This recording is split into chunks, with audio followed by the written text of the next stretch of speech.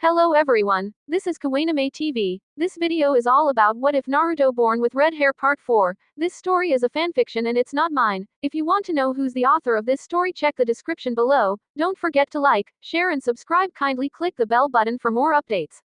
Continue. Chapter 42. My answer. The once vibrantly lit Hidden Leaf village had fallen into darkness. The gates were slammed shut, and Ninken prowled the perimeter. A new sensing barrier had been erected around the ruined walls. Would-be visitors were turned away by Border Patrol, while exit permits were put on temporary hiatus. With the end of the invasion, news had quickly spread of the third Hokage's death, and the village entered lockdown mode. Within the village itself, uninjured genin were instructed to guide newly homeless citizens toward shelters for aid, while able-bodied chunin and jonin were divided into squads and given direction to either assist in rebuilding or gathering intelligence. As the torture and interrogation force, led by the infamously scarred Ibiki, headed off to one block of the Intelligence Division's prison, members of the analysis team splintered off to various different sectors. Their leader, Yamanaka Inoichi, was curiously absent. His only daughter just died in the hospital, whispered one agent to another. Poison, I heard. None of the sand nin they interrogated knew what the antidote was. With that, they directed a nasty glare towards their cell's solitary inhabitant, a rusty-haired young man with dark-rimmed eyes. When the other cells were bursting to the seams with captives, his special treatment was due to the fact that he was the host of a tailed beast. However, while appropriate measures had been made to contain him if things got out of hand, Gaara of the Hidden Sand had thus far been unexpectedly quiet in his shackles. In fact, he seemed to be spending most of his time meditating. The report said he killed his own sister, said the agent. I guess it's true what they say about these Jinchuriki. Makes you wonder why we don't just lock ours up. Shut up, warned his fellow agent, gesturing to the cell.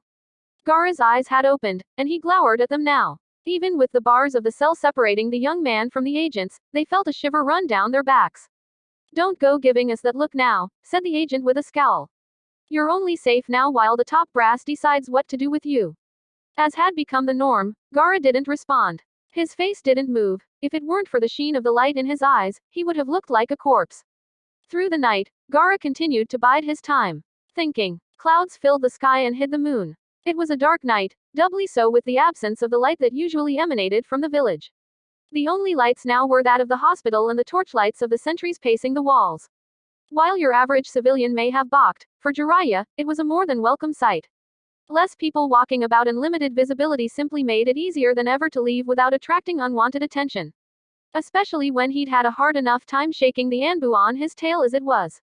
Sending a shadow clone ahead to distract the nearest sentry, Jiraiya nimbly scaled the wall. Reaching the top, he stood still for a moment, listening to the wind. It was so dark, he couldn't even see the village rooftops anymore. Or at least, whatever remained of them. The village would be alright, he told himself. He'd done his duty. The village would suffer for a while, but it would be alright. It always was. I leave it to you. That had been the third's final words for Jiraiya. No doubt, he had wanted him to finally settle down as Hokage. However, Jiraiya thought that, with the fresh blood on his hands, he deserved a break. A long one, where he could write, drink, and enjoy a fair woman's company, not necessarily in that order. And anyways, he would be a terrible Hokage, Jiraiya tried to reason with himself. He didn't belong in that tiny office, signing papers and ordering people around from afar. He needed to be out there on the field, gathering intelligence for the village, as he'd always done. He could just imagine the look on the third's face, disappointed. Sorrowful. Still, Sarutobi-sensei would have understood. Goodbye, he said. The wind carried his voice away into the black night. In the distance, a Ninken perked its ears, and barked up at the wall. But there was no one there. As soon as Ichiraku Ramen came into view, Naruto let out an exhale. Somehow, mercifully, the building had been left more or less intact. Even if it had been destroyed, the popularity of the ramen stall ensured that it would have been rebuilt. Nonetheless, there was something reassuring about it, at the very least, having survived the invasion. However, as Naruto grew closer, he realized that the lights were off and that a sign had been placed outside, closed until further notice during mourning period. Thank you for understanding. Cat got your tongue, came an unfamiliar voice. Naruto blinked, and looked to his right. It took a moment to place the source, a toad, perched just beside the sign, its pebbly skin blending right into the ground. It was holding a scroll in its tongue, which it offered up to Naruto as soon as he'd spotted it. After a moment's hesitation, and a quick check to ensure that it wasn't booby-trapped, Naruto opened it to reveal a parchment filled with beautiful calligraphy. He instantly recognized the handwriting. It was Jiraiya's, and he knew in an instant what it meant. Jiraiya was leaving the village. While unfortunate for the leaf, it wasn't difficult to ascertain his reasons. As a Jonin, Naruto had been allowed to read the full report. While stopping Gaara had played a big role in ending the invasion, one of the other main players had been Jiraiya, who had finally slayed Orochimaru. Though Naruto didn't know the entire history behind the rift that had broken up the trio of sages, he knew how difficult the decision must have been for Jiraiya. Against all odds, Naruto had been hoping Jiraiya would stick around afterwards, but the sage wasn't called a hermit for nothing. From the sounds of it, however, the other ninja had been expecting Jiraiya to take up the Hokage position. The question was, with the man gone, who would step up to take the reins? The toad that had delivered Jiraiya's message had an interesting body composition. Its own middle section appeared to be made up of a scroll. No doubt, it was related to the other part of Jiraiya's letter. Once he'd committed the letter to memory, Naruto gestured towards the toad, which jumped towards his face. In a single leap, it wriggled into his mouth, and he swallowed it. Resisting the urge to throw it back up, Naruto wiped the slime from his lips. Suddenly, from the corner of his eye, he caught a glimpse of movement. Anbu. Were they following him? Acting as though he hadn't seen, Naruto moved on. However, now that he was aware that he was being tailed, he soon picked up on it two others within the vicinity that followed his every move. It seemed the time had come at last. He would have to confront that which he had been putting off for the past several years, his destiny. But unlike before, Naruto could feel resolve smoldering in his chest. Unlike before, he knew he was ready. Who are you? Someone who's going to change this world. Funerals were a terrible ordeal for everyone involved. While it was their chance to send off the deceased, it also made their absences feel all the more acute. The entire village had turned up for the massive event. Even the wounded had hobbled out in crutches and wheelchairs to pay their respects. There wasn't a single person who hadn't lost a family member or a friend. Hinata felt her heart tremble when she caught sight of Menma's pale face. His own face heavily bandaged, he'd come to find her, begging her to help Ino. Unfortunately, she had already been in her final death throes. The moment Hinata activated her Byakugan, she knew the poison had spread too far, shutting down all her systems. The most she could do for her former classmate had been to ease some of the pain before she succumbed to it entirely. Ano's teammates, Shikamaru and Choji, appeared to be at a loss for words. Ino wasn't the only familiar face staring down at her from the wall of the deceased. Her old teammate, Kiba, and her academy teacher, Iruka, had also been killed in action. When Hinata saw Akamaru at the edge of the crowd, his ears and tail drooping, she took him into her arms and finally began to cry. The orders from above had been abrupt and to the point. Keep the Jinchuriki, Uzumaki Naruto, under constant surveillance. Avoid detection at all costs. Do not engage in combat. Target is a trained sage. If target tries to leave the village, alert the Hokage immediately. Fortunately, their target appeared to be suffering from chakra exhaustion. Aside from visiting a Jonin in the hospital, he spent most of his time sleeping. Oddly enough, while most of his colleagues made use of the relief shelters, the target seemed to prefer sleeping outside.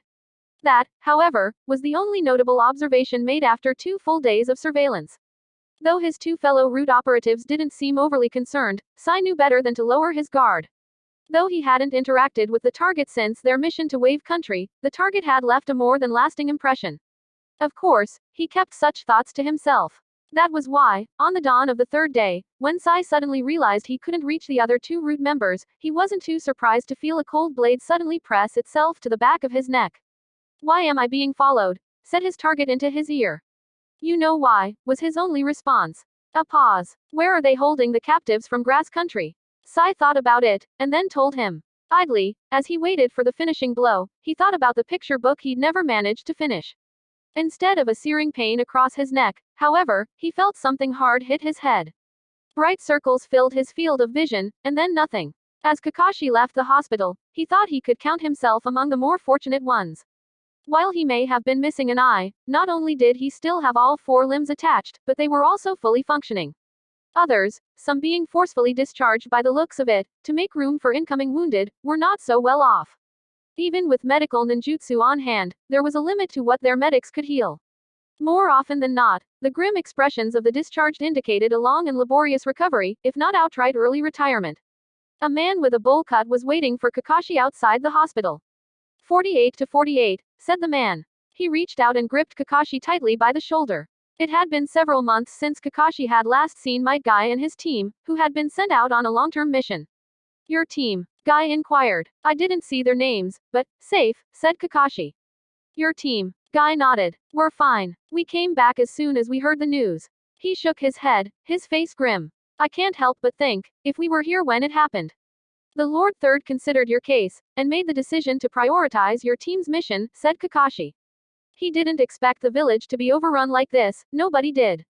Looking around, Guy drew to the corner, and Kakashi followed. In a low voice, Guy murmured, I just don't understand. The sensing barrier, our agents on the perimeter, how did something this big get past us? The working theory right now is that the enemy planted sleeper agents among us. Guy exhaled, hence the village being shut down. While it's unfortunate, I see why it's a necessary measure. Still, about the third successor, I can't believe it. Kakashi arched an eyebrow. What do you mean? His footsteps sounded quietly through the hallway, attracting the guard's notice. At the sight of his face, the guard jumped to attention.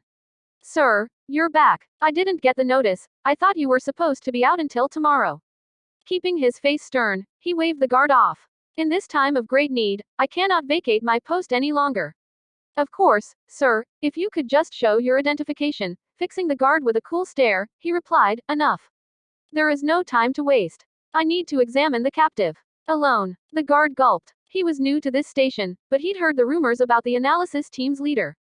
Though outwardly he didn't strike as imposing a figure as Ibiki, Yamanaka Inoichi's skills in analysis and interrogation were an invaluable asset to the village. Yes, sir, said the guard, hastily unlocking the door. Unbeknownst to him, as Yamanaka Inoichi walked past, he let go of a kunai hidden in his waist holster. He knew exactly where to go, expertly navigating the maze of corridors. When he finally came to a stop, he stood in front of a lone cell holding a single captive. A young female with crimson hair eagerly pressed her face against the bars, her hands and feet otherwise bound in chains. Naruto, she exclaimed in delight. Without releasing his henge, Naruto nodded. Of course Karen would be able to see through his disguise. Her sensory skills were truly on a different level from anyone he'd ever met before. I'm sorry I couldn't come earlier, he said, holding his hands behind his back. But at the moment, all foreign ninja are being held for questioning. I told them everything I know, Karen replied instantly. Which wasn't much. So the hidden grass wasn't a part of the invasion. Karen shook her head. No, at least, not that I know of. And you don't know anything about the Akatsuki. With a look of regret, Karen shook her head again. No, I'm sorry. Nobody will believe me, but it's true. Naruto nodded. At the very least, he believed her. With her actions on the battlefield, she had proved herself more than trustworthy. I wanted to thank you for saving my teacher. I owe you a big debt. To his surprise, Karen's eyes filled with tears. That's the first time anyone's ever thanked me. That gave Naruto some pause. While he knew now how gifted the girl from Grass Country was, he knew next to nothing about her background or her past. But, he thought, he wanted to learn. He wanted to learn more about Karen, about Gaara, about the other Jinchuriki. He wanted to know more about the world, this time, not from his own lonely perspective, but from the perspective of others. Shouts began to sound a distance away, echoing through the empty halls. Had they finally discovered his ruse?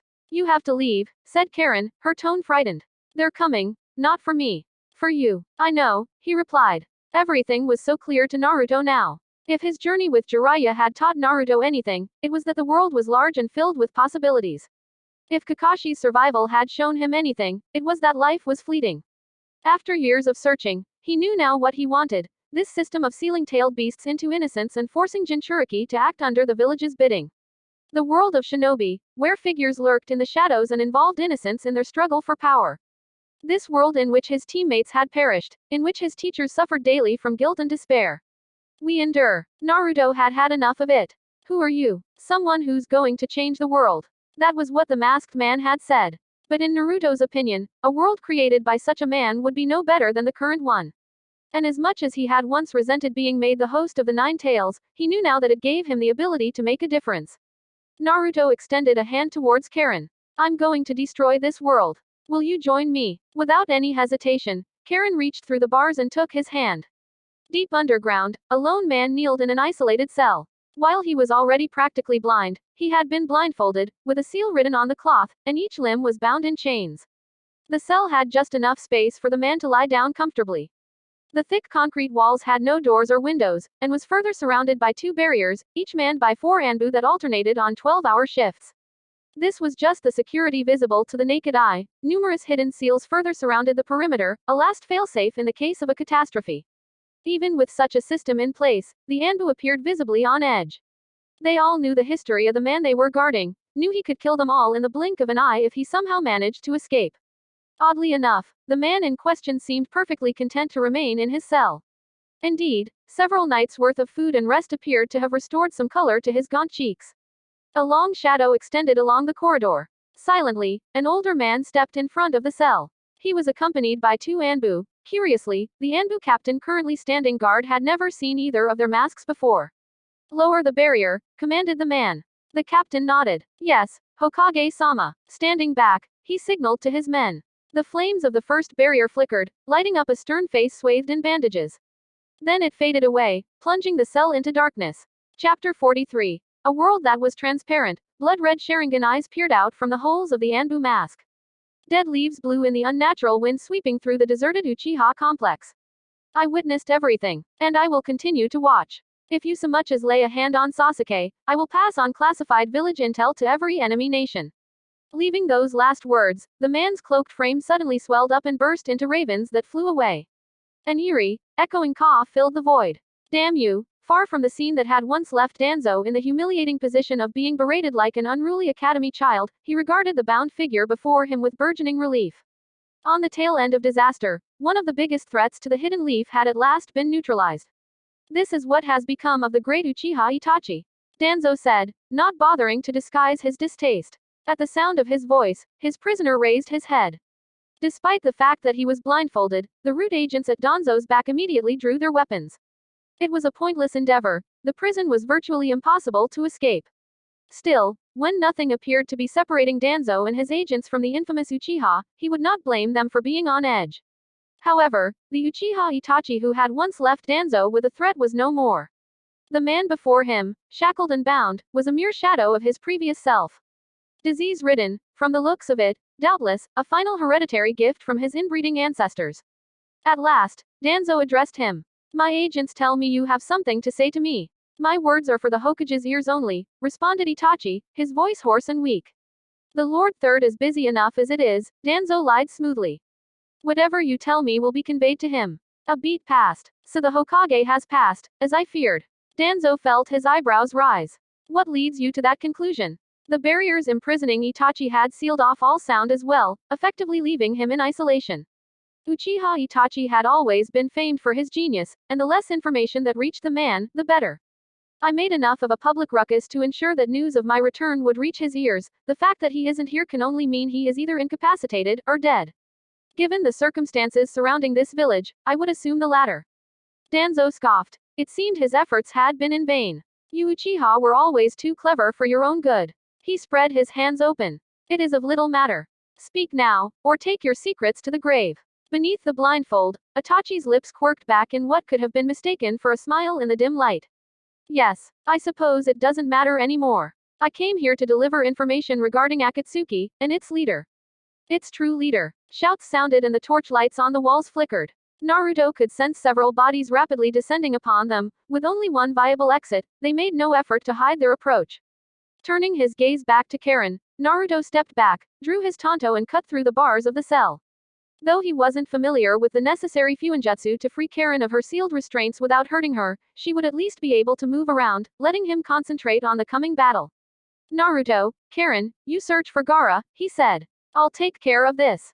The words had just barely left his mouth when metal glinted, followed by swift movement. His pursuers were upon them already. As they came into view, the white animal masks of the Anbu hid their faces. Naruto remembered years ago, when they had last come for him. They had scooped him up, struggling, and dumped him unceremoniously in the Hokage's office, where he had learned he would become a ninja. Though he had feared them at first, they had been his allies. Lightning crackled. Naruto dispatched the first two who reached him with two swings of his tanto. The third met a similar fate, but just as the metal plunged into his chest, the man squeezed his muscles, trapping the blade. Without pause, Naruto released the hilt, and pierced through the fourth Anbu's chest with a chakra-reinforced hand.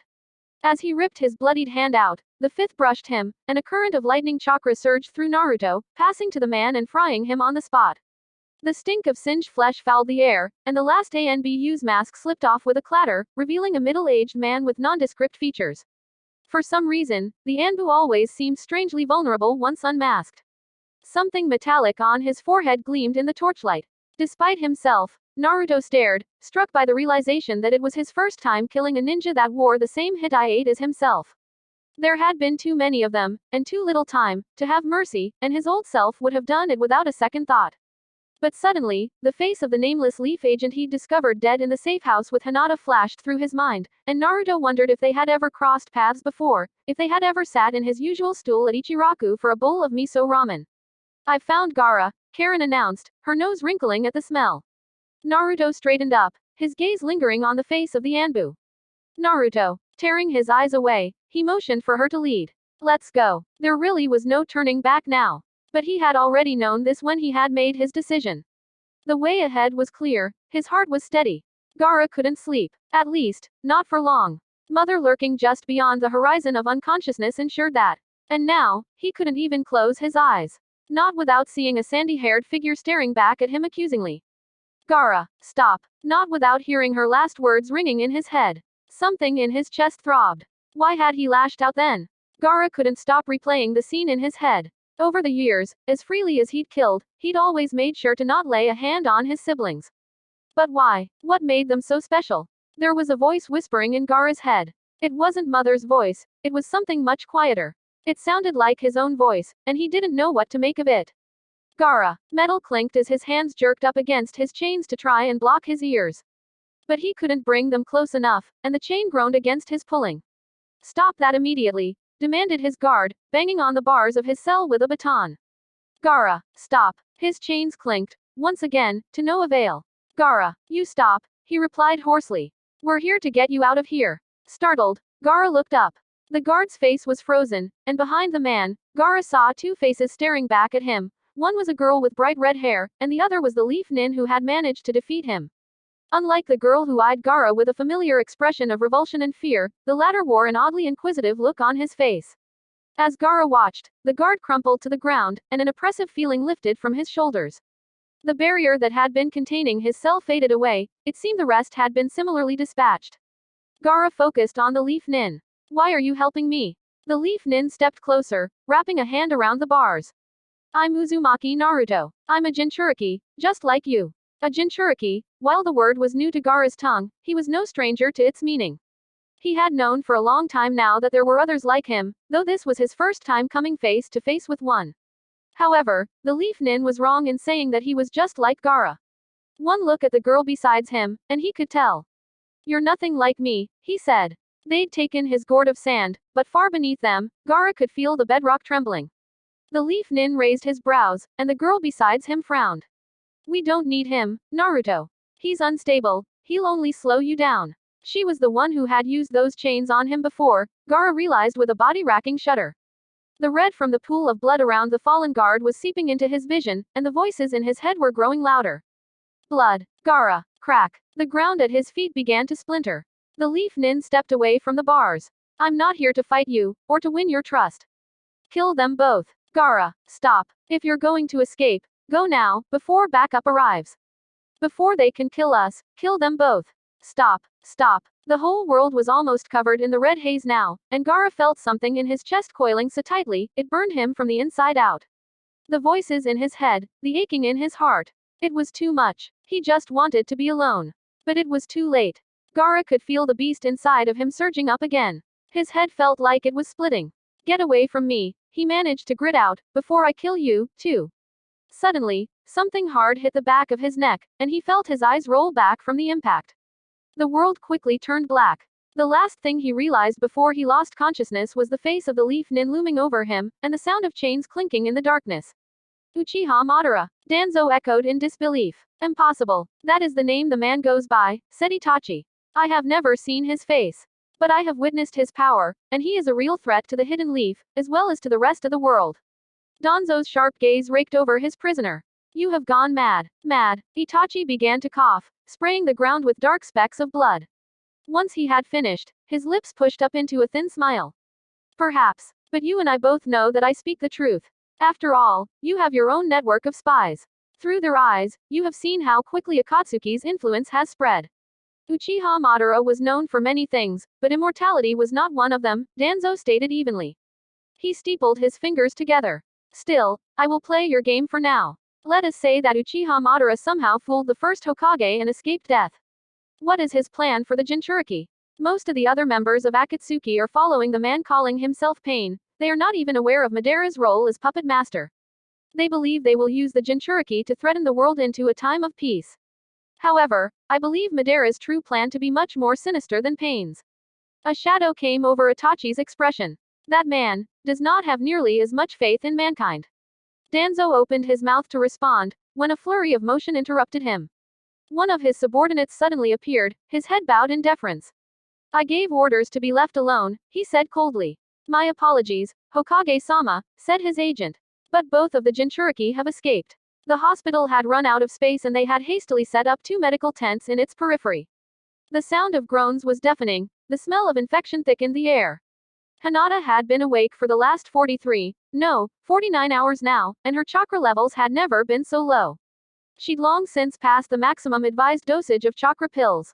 Somehow, they were still finding wounded throughout the village, though the surging flow had finally slowed down to a steady trickle over the past day. Except for the short break of the funeral, Hinata had worked non-stop since the end of the invasion. She had been able to save many, though a handful had been beyond any help. They're bringing in another one, cried a voice. The medic working in the bay besides Hinata grumbled, great. Another half-dead Chunin. Hinata returned her focus to her current patient. Or trying to. The floor was starting to sway beneath her feet, like a fishing boat at sea. Soon, her team leader's voice came floating from somewhere nearby. Hinata, can you take the next patient? My bays are all full. After that one, you can take a break. Yes, of course, I'm almost done, Hinata replied automatically. The needle she was pulling through the patient's scalp shook in her hand. This man needs to be seen immediately, said a new male voice. He's lost too much blood. Holding back a sigh, Hinata looked up, and froze. Dark hair, pale skin, for a moment, she thought she was once again looking into the face of Uchiha Itachi, no doubt back for vengeance. But then the floor steadied and the moment passed, and she realized the young man standing before her was a little too young and much too healthy for that to be the case. Sasuke, she started, before stopping herself. At the sound of his name, his dark eyes shot up to her in belated recognition. Hi, Nada. I didn't realize that was you. As tired as she was, Hinata didn't miss the way he'd stumbled over her name, nor did it surprise her. She'd always been a wallflower in the academy, after all. The bigger issue was, that when Hinata had turned over Uchiha Itachi to the Anbu at the hospital, they had warned her not to inform anyone of the fugitive's presence.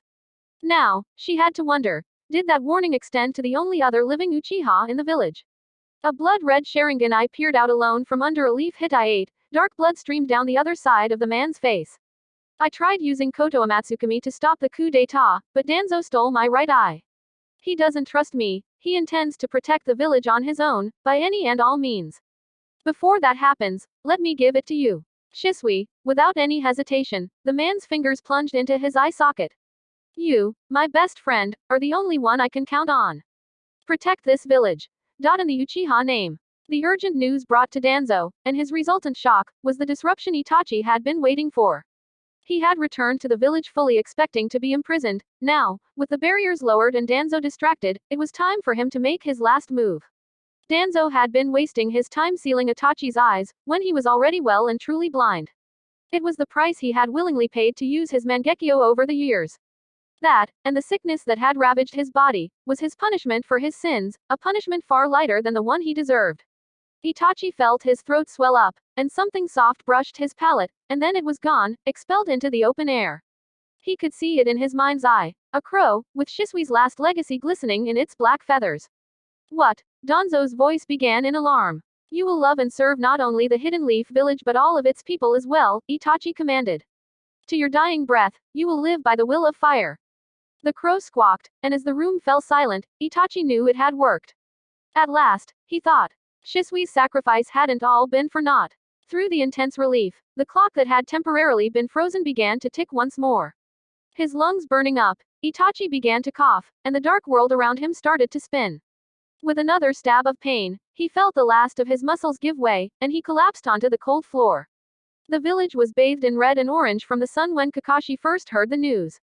His time in the Anbu had left him with a pair of eyes and ears in every sector of the village, and it had paid off time and time again. This time was no different. The shrill cries of cicadas surged in the hot temperature as a voice whispered in his ear.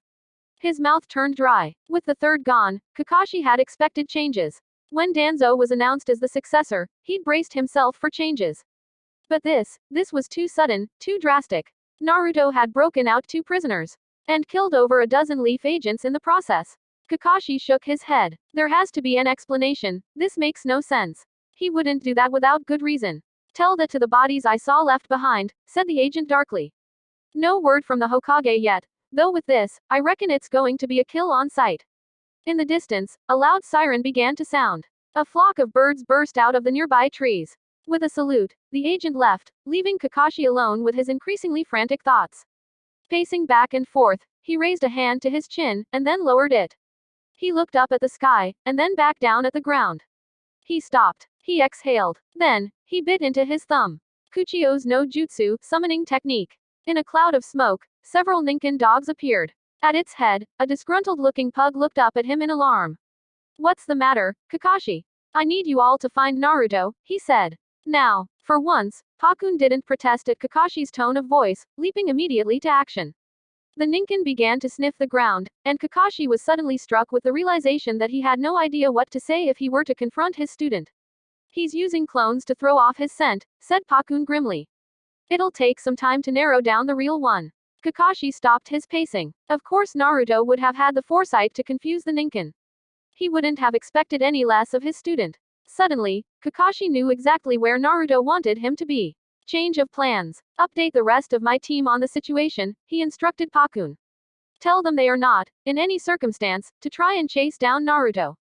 Roger that. As Pakun began to swiftly race towards the village walls, Kakashi headed the other way. The majority of the villagers appeared to have no idea what was going on. Even with the village in near ruin, it seemed daily life had to press onwards. Hey, Kakashi, Guy just barely managed to get out, before Kakashi passed him. The training grounds soon came into view, before passing. Another field came into view, this time, filled with rows of white tombstones. In the distance, a lone red-headed figure waited for him. As Kakashi drew closer, the figure turned around. Sensei, you came. Naruto seemed calmer than he would have expected of a newly minted fugitive on the run, but then again, it was Naruto. You're a clone, aren't you? Yes. And you're leaving? Yes. Is it true that you killed multiple Leaf agents? Naruto inclined his head. They were coming after me under Danzo's orders. Kakashi sighed, his body suddenly heavy. What a mess. Even though he had always known that the third Hokage had been the benefactor of Naruto's freedom, he hadn't expected his successor to spearhead the very opposite philosophy. It wasn't that he couldn't understand Danzo's fears, however, the thought of a Jinchuriki as powerful as Naruto running around freely would surely have made anyone break out into a sweat. His face as unreadable as ever, Naruto rested his hand on a tombstone. The light illuminated the characters carved into the smooth stone face, Hagain Rai, and for a moment, the two of them silently regarded each other. Then, Naruto spoke. Sensei, you told me once that as ninja, we have to endure. What did you mean by that? In an instant, Kakashi remembered exactly what he was referring to. When his teammates had died and Naruto had lost control over the Nine Tails, Kakashi had been frantic at the time. It seemed Naruto had taken his words to heart. We're often not as alone as we think we are, Naruto. Naruto slowly nodded. So come with me, sensei. With Danzo as Hokage, this isn't the same hidden leaf anymore. I know you must be as tired of this system, of this world, as I am. Together, we can do something about it. The cicadas' cries were louder than usual that day, or perhaps Kakashi just hadn't been listening before. Though the trees that they usually clung to were on the far end of the cemetery, their cries seemed about to swallow them. A memory, a shade flickered before Kakashi. A young boy, sitting apart from his two teammates, spoke up out of the blue. I'm Uzumaki Naruto. I plan on becoming the next Hokage. Did you know, Naruto, he began. I was assigned to Kushina-san's guard when she was pregnant with you. The last time I ever saw her or Minato-sensei again was the day before the Nine Tails attacked. Watching the two squabble back and forth, Kakashi chortled. You all rather remind me of my own team back in the day. Curiosity filling his expression, Naruto looked up at him. What was your team like, sensei? My teammate, Obito, died saving me. My other teammate, Rin, died at my hands. His face pinched with dismay, Naruto spread his arms wide open. Even Mayu and Rai would turn their backs on me if they knew, and you know it. Kakashi paused. I haven't turned my back on you. You're different, sensei. When I was young, my father returned from a mission in disgrace. It was too much for him to bear. And soon afterwards, he took his own life. His face contorted, Naruto clutched his chest. How do you deal with it, sensei? Kakashi inclined his head. We endure. What I'm trying to say is, what you say is true, Kakashi admitted. Through this terrible world, I've lost almost everyone I love. Then you'll come with me. Kakashi stopped, and for a long moment, he considered it. But he already knew the answer in his heart. How had they come to this moment? When had their paths first began to diverge? Those years ago, during the Chunin exams in Wind Country, when Naruto had been reeling from the side effects of the taboo seal, had Kakashi been wrong to tell him the truth? His heart heavy with regret, Kakashi shook his head. The hidden leaf needs me, now more than ever. As expected, Naruto didn't respond. The setting sun cast his shadow, dark and jagged, across the face of another tombstone, Kamizuki Mayu. While Kakashi didn't know what Naruto's plans were, from the look of newfound conviction in his eyes, it had to be something beyond anything he could think of. And it would be dangerous. Kakashi thought of how Naruto had appeared, panicked, on the battlefield to save them, and he felt a pang. As much faith as Kakashi had in his students' capabilities, as much as Naruto was a Jinchuriki, he was not indestructible. Nobody was. A word of advice for you, Naruto. Your mother and her Jinchuriki predecessor were both Uzumaki and they both used chains to control the Nine Tails, not unlike that Karen girl. That drew a look of faint surprise from Naruto. Karen. After the hidden whirlpool was destroyed, most of the survivors moved to the hidden leaf, most, but not all. I wouldn't be surprised if Karen is one of their descendants. I'll keep that in mind. Straightening, Naruto looked at Kakashi squarely. I'm glad we were able to visit their graves together. It struck Kakashi that they were now the exact same height. We'll meet again, he said. After all, I owe you a rematch. I hope so, came the response. Goodbye, sensei. There was a note of finality to Naruto's tone, as though he had looked into the future and predetermined their fates. Their divergent paths, where would they lead? Take care, Naruto, said Kakashi. With one last lingering look down at the graves, Naruto's clone disappeared in a gust of wind, and Kakashi suddenly found himself alone. The sirens from the village were growing louder. As the sound mixed with the shrill screams of cicadas in his ears, he realized something, that not even for a moment had he considered stopping Naruto. He didn't know how much time had passed, when the bindings that had weighed heavily on his limbs seemed to fade away. As if doused in water, his burning body grew cold, and then all of a sudden, he found himself floating in a pitch-black world. All the pain was gone. For the first time in a long time, it no longer hurt. Was this death? If so, he welcomed it. He had long since prepared himself for this moment. He had passed on all the information he had. He had completed his duty, heedless of the sacrifices laid in its wake. That had always been his greatest flaw, he thought. He could only ever see the forest and not the trees, and maybe in that aspect, he wasn't as different from his enemies as he would have liked. He did have just the one regret. Time. If only he had had just a little more of it, if only he had spent just a little less time training, and a little more with his family. But there was nothing he could do about it now. Sorry, Sasuke. Maybe next time. Chapter 44. Silhouette. The sun had set, and the night was deep. A flock of birds circled the skies, their wings cutting through the air in serene silence, a sharp contrast to the current events unfolding on the ground far below. Alarms sounded from the hidden leaf, echoing through the trees outside its walls. Packs of Ninken sniffed the forest floor, leading masked Anbu in every direction away from the village. A distance away, a lone blonde woman hurtled through a dark, grassy plain, leaving behind a trail of flickering blue flames that erased her footprints. Further north, the hidden cloud had fallen silent. Its infamous clouds had retreated from the mountain range, and the smell of decay had begun to envelope the once renowned village. To the far west, smoke rose from the turrets encircling the hidden rock. Dark-eyed golems towered above its walls and drums beat steadily as every citizen, from child to elder, gathered in the village center to listen to their leader. Southwards, a team of sand nin led by a hooded puppeteer raced urgently through the moonlit dunes of their home. Finally, to the east, in a cave hidden by fog, a number of shadowy figures surrounded a mutilated body, drawing out the last of the chakra contained within. All this, the birds witnessed from above. As a low-hanging cloud passed by, the flock simultaneously tipped to the side, revealing a multitude of glowing, ringed eyes. Then, with another flap of their wings, the night swallowed them. Thanks to Naruto's clones distracting the Hidden Leaf's hunting parties, they had put enough distance between themselves and the village that they had stopped for a break. Gaara had yet to emerge from his unconscious state, and Karen was asleep, presumably exhausted from the prolonged use of her chains. Awash in the moonlight, Naruto sat wide awake. Though he was far from being alone, the forest was alive with the shuffling and scuttling of creatures carrying about their nightly routine. A large spider web spanned a tree a stone's throw away from where Naruto sat, its strands illuminated one moment before fading into darkness the next. An insect had gotten itself stuck on the web. As it squirmed, a bulbous black spider suddenly shot out and rolled it up into a knot. Naruto closed his eyes, and the world faded around him, leaving him sitting in a pitch-black space. However, here, too, he was not alone. A multitude of faces surrounded him, silent and pale. They were there because each one of them had unwittingly left a piece of themselves within him. It must have been because it was all in his mind, but for once, the words he really meant to say spilled easily from his lips. Iruka-sensei. He greeted the first one, a chunin with a scar running across his face.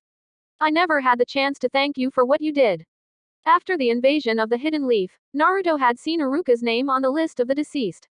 The name had brought with it a flash of nostalgia. When Naruto had been struggling to improve in the academy, Iruka had discreetly directed him to the archive library, though at the time, he hadn't realized the man's intent. You've abandoned the village, Iruka's voice rang hollowly in the darkness. Where will you go now? Somewhere I can rally my defenses. Right now, his first priority was in leaving behind Fire Country and securing a position away from his pursuers. Next to Iruka, stood a dark-skinned girl with spiky hair that Naruto recognized immediately. The Jinchuriki from the Hidden Waterfall, Fu, one of the many killed by Akatsuki. Naruto had heard she had been taken on her way back from the Chunin exams. You didn't deserve what happened to you, he said. I wish I could have saved you. Her orange eyes arched mockingly. What can you do? I have the 9 tails. I can make a difference. Besides Fu, a thin freckled woman stared at him. Her name was Kane, and she had once hired Naruto and his team for their fateful mission in Wave Country. The last he had heard of her was that she had succumbed to the wounds inflicted on her during the interrogation. My team died because of you, said Naruto. But I understand you believed your actions would bring peace. Is it even possible? She whispered. Can this cycle be ended? I don't know. But I have to try. Standing a ways back, an older woman with strands of white mixed in with her brown hair looked off into the darkness. Her expression was stern and guarded, her hands folded neatly on her lap. Even though Naruto hadn't seen her since he was a young child, he recognized her immediately. To the woman who had once been his caretaker, the woman who had been his teammate's mother, he said, I'm sorry I couldn't protect you or Mayu. I'm going to do what I can from now on to make sure something like that doesn't happen again. With her body still angled away from Naruto, the dark pupils of his ex-caretaker's eyes slowly shifted back until they met his own. Then first, you must decide. Who is your enemy? Naruto opened his eyes. The clouds shifted, and a ray of light fell across the spider web. The spider scuttled away, retreating into the shadows, and the light extended to Naruto's face. On the other side of their camp, Karen stirred and opened her eyes. Pushing herself up on her hands, she put her glasses back on and turned to him. Naruto, is something wrong? No, I wouldn't say that. Karen fidgeted under his gaze, a faint blush tinting her cheeks. Then why are you staring? Who is your enemy? I wanted to ask you. Why did you take my hand? A look of surprise lifting her chin, Karen blinked rapidly. Because. You held your hand out to me, I guess. Why do you ask? Who is your enemy? What if I were to tell you that by following me, we were almost guaranteed to be killed? Karen's blush faded from her face, and after a moment, she sat up straight. Not if I can do something about it. Naruto looked down. You may not be able to. I'm a missing nin now. So not only do we have to worry about Akatsuki, but bounty hunters from my village will be trying to chase us down. He paused. If you're having second thoughts, I won't stop you from leaving. A beat passed, and for a moment, Naruto felt his breath catch in his throat. Then Karen replied, No, I made my decision as well, Naruto, to be on your side. Your enemies are my enemies now. This time, it was Naruto's turn to blink. Looking back up, he saw that even in the moonlight, Karen's hair was a fiery red. Her expression blazed equally fiercely back at him, and he thought, if they really were both Uzumaki, they were quite different. Yet somehow, they were both here in this place, at this very moment. Naruto felt the corners of his lips tug back in a smile, a motion that brought with it a lulling sense of warmth. And just a little bit of sadness. Karen's life had not been kind to her, he thought, to have led her to him. Thank you, he said. It was cold. Snow drifted down from the sky, covering the bridge in white and melting away where it touched his bare skin. A cold wind brushed against him. He shivered, but he had nowhere to go. He was all alone. The snow continued to drift by. Slowly. Serenely. Suddenly, a dark shadow fell on him, and he looked up. There was a tall man there, a ninja. Bandages covered most of his face, leaving just a pair of dark eyes. At the sight, he immediately clambered to his feet, reaching for the man. I did it, he said, his voice high and childlike. I killed Kakashi of the Sharingan. I finally avenged you. But the dark eyes only stared down at him in cold ambivalence. Who the hell are you? The words were a slap to his face, and he froze. Suddenly, he saw his raised hand, the one good hand he had left. There was something dark red on it. It was blood, he realized, and it was spreading. He watched in horror as it rapidly surged from his fingertips, to his wrist, to his arm, his shoulder, then it was in his neck, and suddenly he couldn't breathe anymore. It was strangling him, suffocating him, and the entire world was beginning to turn red. Haku's eyes flew open and he sat up, a silent scream splitting his lips. His heart was pounding in its ribcage, his skin cold with sweat. He looked around at his surroundings wildly, searching, but the world was no longer red. It was not snowing, either. It was dark, and the air was heavy with humidity. Haku, a high voice cut in. Are you okay? Letting out a rattling exhale, Haku closed his eyes, clearing his thoughts and collecting himself. Yes, I'm all right. Since leaving the Hidden Leaf with their mysterious new ally, they had taken a roundabout route in order to throw off any possible pursuers. So far, however, they had been left alone. Her gaze still searching him suspiciously, his teammate Ajisai frowned. If you say so. At the sight of her face, Haku felt his stomach twist guiltily. She had declined Kabuto's offer to heal her broken nose with medical ninjutsu, and the swelling was only now starting to gone down. Speaking of which, Haku and Ajisai seemed to be the only ones around. Where did Kabuto go? He said he was going to scout the area. Something about searching for the hidden pathway. Haku raised an eyebrow. A hidden pathway. Can we really trust him? Who's to say he isn't just leading us into a trap? For some reason, Ajisai seemed perturbed by his words, her eyes flickering uneasily away from him.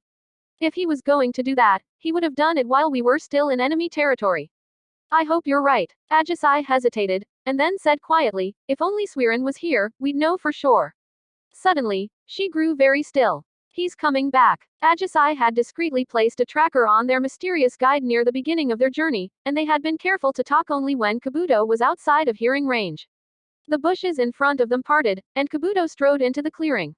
As Ajisai surged forward to address him, Haku hung back. Now that he'd regained some semblance of control over himself, it felt strange being there. He'd never thought about what he would do after he had gotten his revenge for Zabuza. Ever since that red-headed leaf nin had spared him in Wave Country, Haku had considered himself a dead man living on borrowed time. When the man with the snake had marked him, he'd thought his luck had finally ran out. And yet, against all odds, he was still here, a mercenary from the Hidden Mist, masquerading as an agent of the Hidden Rain. A guide's going to be meeting us, said Kabuto. They'll be taking us the rest of the way to meet your leaders. Ajisai's eyes lit up. Lady Angel. As his teammate's frame visibly loosened up, to his surprise, a sense of relief also washed through Haku, followed shortly by a stab of revulsion. It seemed his years of pretending to be an AIM nin hadn't quite left him untouched by the Akatsuki's brainwashing. Still, Zabuza had once worked for Akatsuki before meeting his demise. Haku raised a hand to his covered shoulder. At some point since they had left the village, the seal on his body had almost completely disappeared. The little he knew about Fuinjutsu told him that it was possible that the man who'd put the seal on him had died. Likely, he had been killed in the raging battle at the Hidden Leaf. But somehow, Haku didn't think that was quite the case, as he could still feel a tiny presence on his shoulder. Though much smaller than it had been, it was still there, darkly pulsating. What could it mean? Sasuke's team was in shambles. There was really no better word to describe it. Immediately following Naruto's escape, they'd all been brought into the intelligence division for intense questioning. While it soon became clear that they didn't know anything, the situation worsened when Kakashi refused to have his memory probed. He was taken away, and the remainder of their team was immediately put on house arrest with their ranks suspended.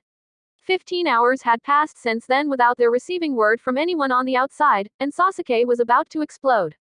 Meanwhile, the entire situation had left Sakura, already on the verge of a breakdown since the news of Ino's death, curled up on the ground in the fetal position, mumbling nonsensically to herself. Even Menma, usually a ball of energy and source of non-stop mindless chatter, hadn't spoken a word since their house arrest, though that may have been because at some point in the investigation, he'd gotten his mouth duct-taped shut. As for Sasuke, he didn't know what to think. Naruto, killing a dozen leaf agents. Well, that, he could believe. Or at the very least, he believed Naruto was fully capable of having done it. But more importantly, Kakashi, his sensei, an accomplice. That was impossible, and he would swear it on his clan's crest if it came to it. Unfortunately, nobody cared what a mere Chunin thought, and once again, Sasuke felt frustration roiling in the pit of his stomach. Thud, thud, his eyes furious and wet above the duct tape, Menma appeared to have turned the entire wall by the door into his personal punching bag. And as pointless as it was, Sasuke was on the verge of joining him when the door suddenly opened and a masked Anbu stepped in.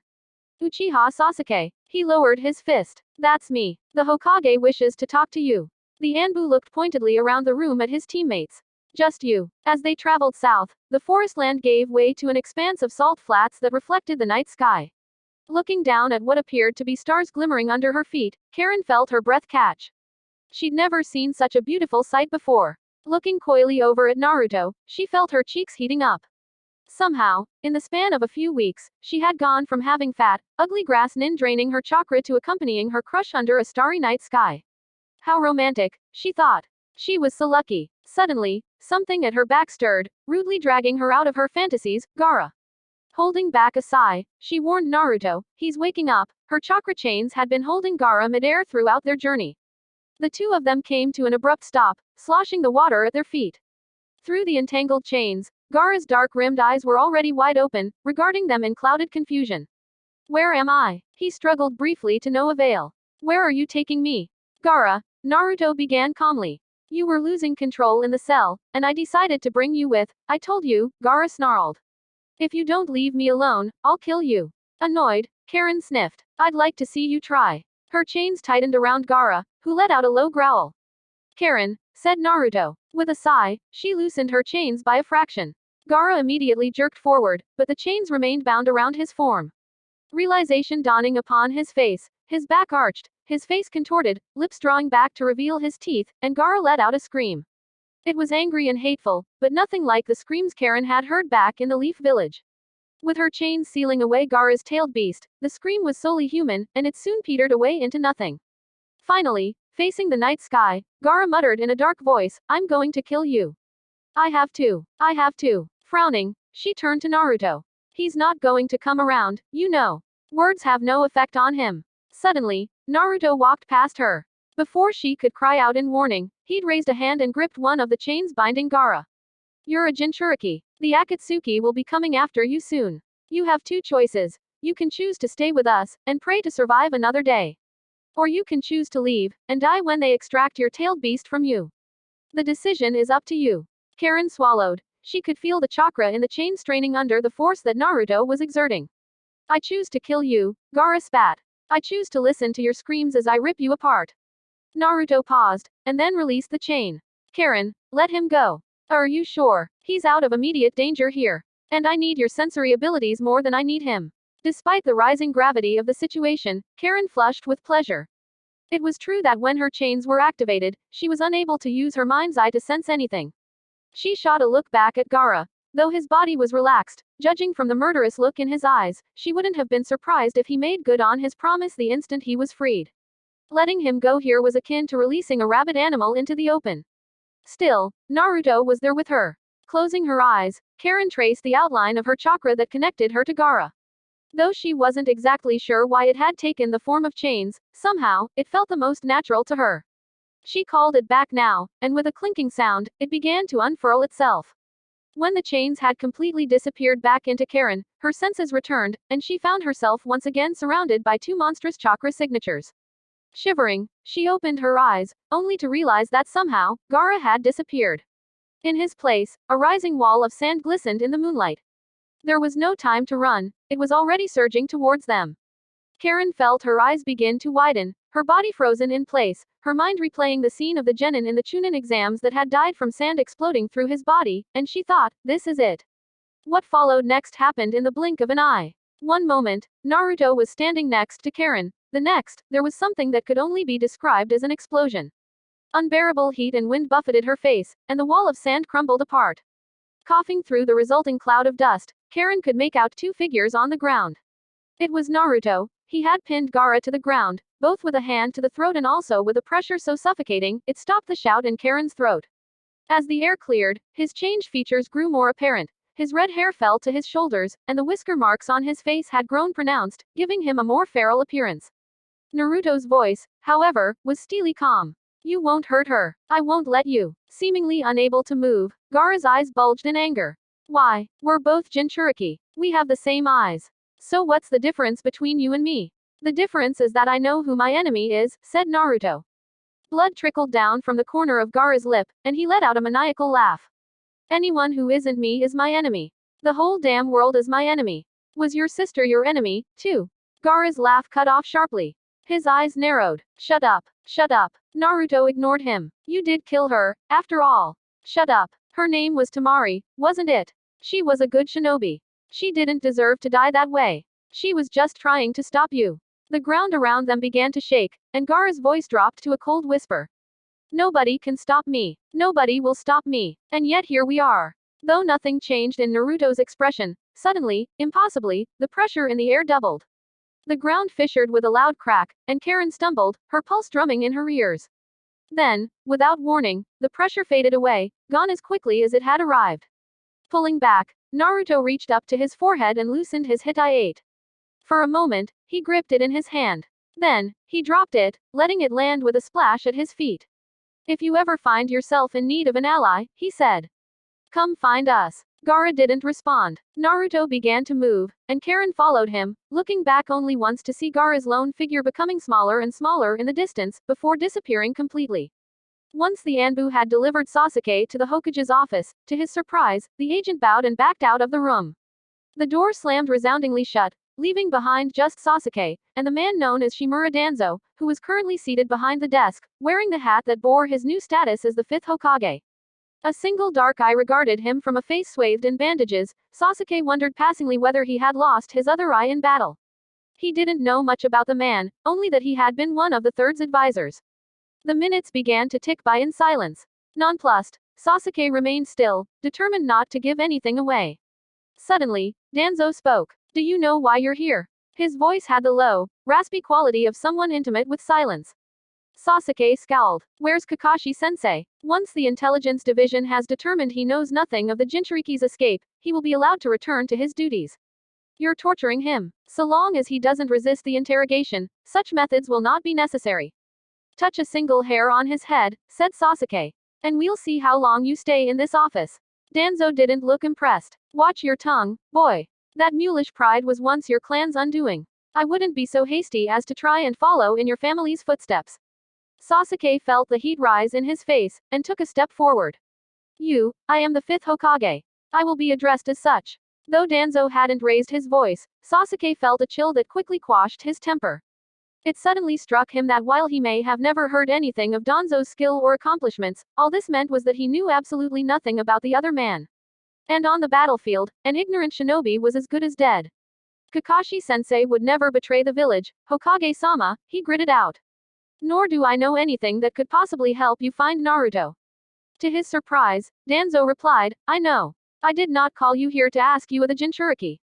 Then why? While Kakashi is, or was, I should say, famed for his use of the Sharingan, he never did manage to utilize it to its full extent. Danzo paused. It is about time you were properly trained. Taken aback, Sasuke blurted out, trained? By who? But he needn't have asked. Before Danzo even spoke again, he knew the answer. By me, said Danzo, steepling his fingers together. I will be your teacher. A torrent of rain welcomed their entry into Rain Country, and as droplets slid down Haku's bare face, he felt a shiver run down his back. Though they were nowhere near the village, back in the rain, it almost felt as though a pair of eyes was trained on his back. Now back in familiar territory, it quickly became clear that their newfound guide was not going to follow the great river to the hidden rain as they'd expected. When they caught their first glimpse of high-rising mountains in the distance, instead of terrain flattening out to marshland, Ajisai came to a screeching stop. Where are you taking us? She demanded, a hand creeping to her pouch. Are you really our ally? With a look at his teammate, Haku followed suit, drawing Senbon needles in a flash. Kabuto turned around, his hands raised. I didn't lie. I'm taking you to your leaders. And where would that be? We're nearby, said Kabuto. The guide is going to meet us to take us the rest of the way. Ajisai's expression grew cool. Well, if you're really not lying, then you won't mind this. Before Kabuto could react, Haku flicked his wrists. The thin needles flew through the air, embedding themselves in Kabuto's chest. Taut string, barely perceptible to the naked eye, connected the needles to Haku. These needles will tell me whether you're lying or not, he explained. When Kabuto's eyes bulged, he added, don't worry, they're thin enough that they won't kill you, unless you move around too much. Now, said Ajisai, drawing closer. Let's do that again. That won't be necessary, came a new voice.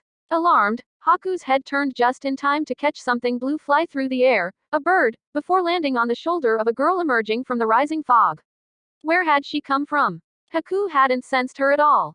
While she was dressed in dark Akatsuki robes, she couldn't have been more than Haku's age, if not younger. With her bright orange hair and the series of piercings in her face, he was quite sure he had never seen her before. And yet, something about her features left him feeling deeply unsettled. What's going on? Who are you? Haku asked. A pair of ringed eyes turned towards him. You do not recognize your god. It was a girl's voice, but at the sound of it, Ajisai let out a loud gasp before immediately lowering herself to her knees. Lord Pain, she murmured in reverence. In a flash, Haku thought of the stories his mother had once told him when he was young, in particular, the story of a faceless being that stole children's faces and wore them as masks. Though the stories had referred to it as a god, in his nightmares, it had always looked more like that of a demon.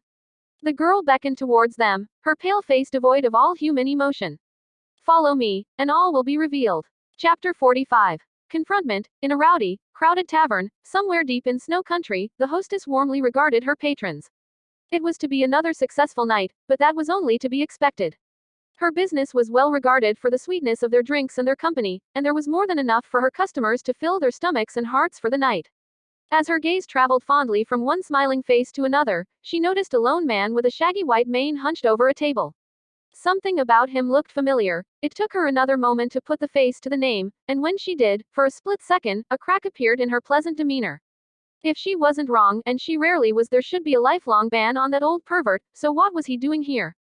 One sharp look towards her hired men, and a few minutes later, the hostess watched with satisfaction as the pervert was roughly escorted to the door.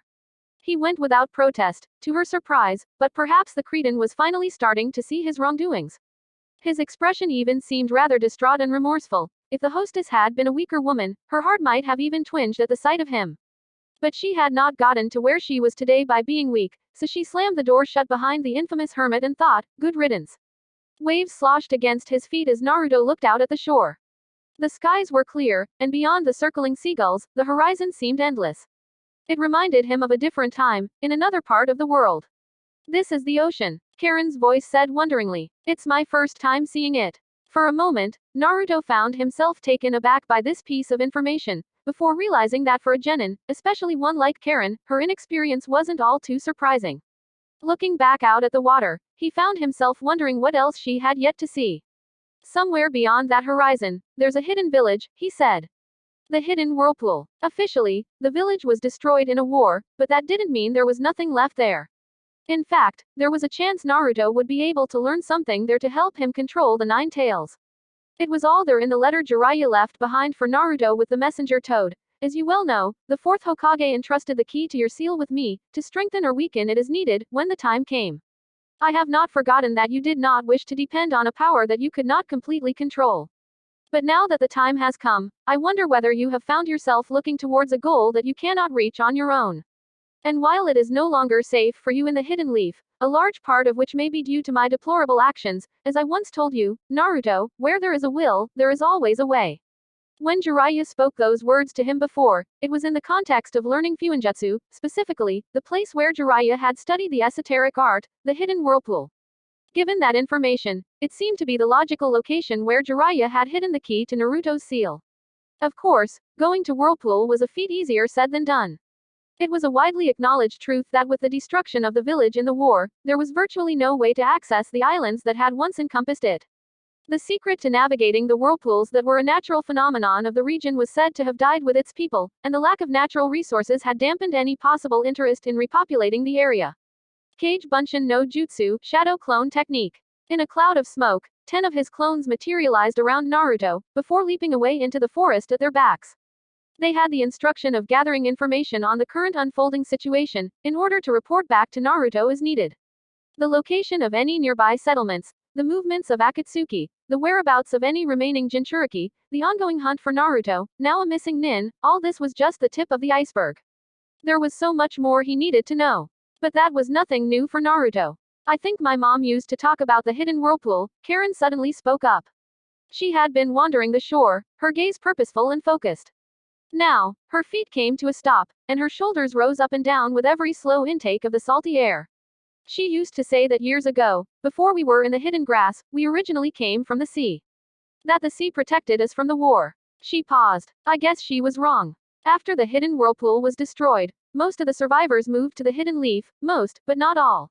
I wouldn't be surprised if Karen is one of their descendants. Naruto's gaze drew to Karen's bright red hair. A lone seagull squawked in the air above them. Let's go take a look, then, he said at last. Even for a place like Rain Country, it was an especially foreboding day. Rain poured down from the dark skies, disappearing into the already drenched earth. Lightning shredded the sky, followed by a deep rumbling. The streets of Omegakure were mostly barren, as its inhabitants closed their shutters in favor of the warmth of their homes. Not so far from their gates, a lone hooded figure stepped along a muddy pathway, accompanied by a trail of faintly flickering blue flames. A pair of dark eyes glared out from under the hood. They belonged to the hidden cloud's surviving Jinchuriki, Yugito. Yugito had seen better days, which was saying something, given her history and the harsh training she had undergone in her childhood. But now she was the lethal combination of cold and wet, and ever since she had lost track of her target in the fog, she had been rapidly losing morale.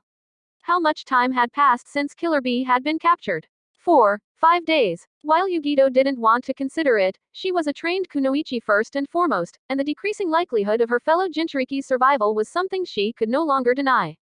Nonetheless, she could not abandon her mission, not without evidence that it was a lost cause. That, at the very least, was what Killer Bee deserved. At this point, entering the hidden rain, the enemy's stronghold, would be nothing short of suicide.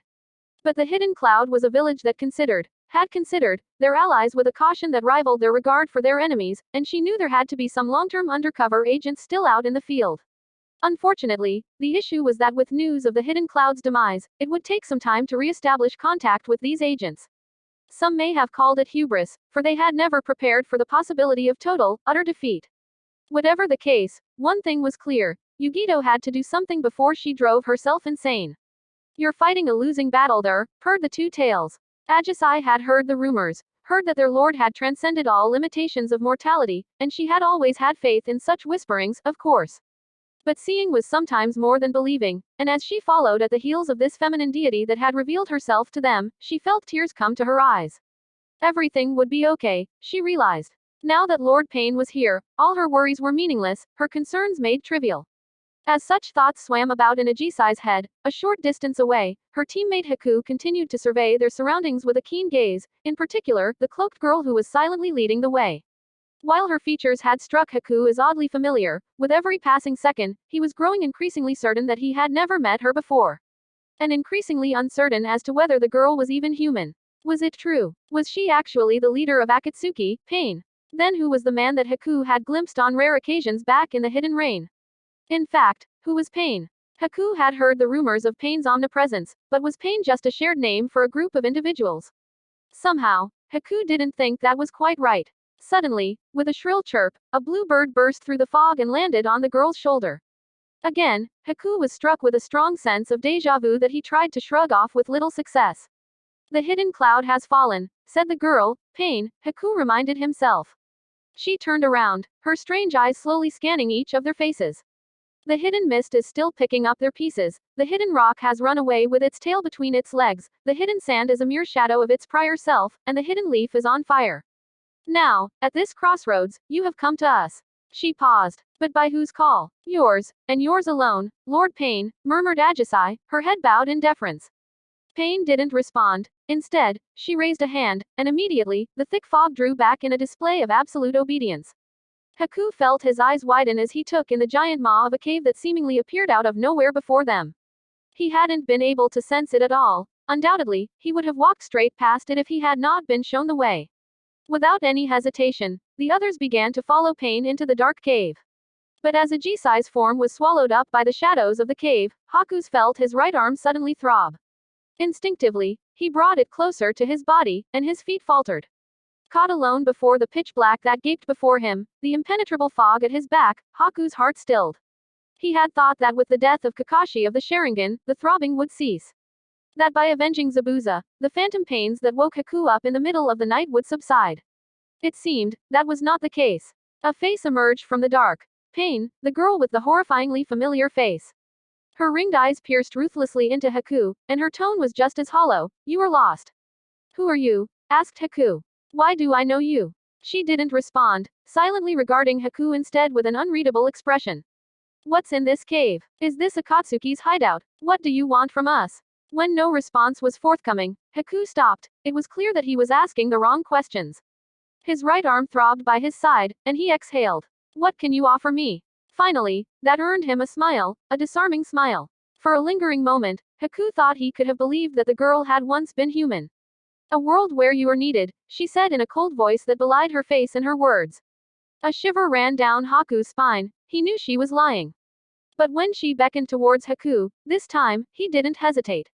With the help of Naruto's clones and Karen's sensory ability, they soon discovered a small fishing village along the coastline. It seemed it had once been a busy harbor that bridged Fire Country with its greatest ally, but these days, very few ships took refuge in its docks. Instead, a series of worn-down fishing boats dotted the harbor, bobbing listlessly in the hot summer breeze. The few people outside gazed hungrily at Naruto and Karen as they made their way to the lone structure with smoke rising from its chimney, a local pub. They made no effort to disguise themselves. In a village so small and out of the way, the moment that two strangers had appeared, word of them would have spread through the villagers like wildfire.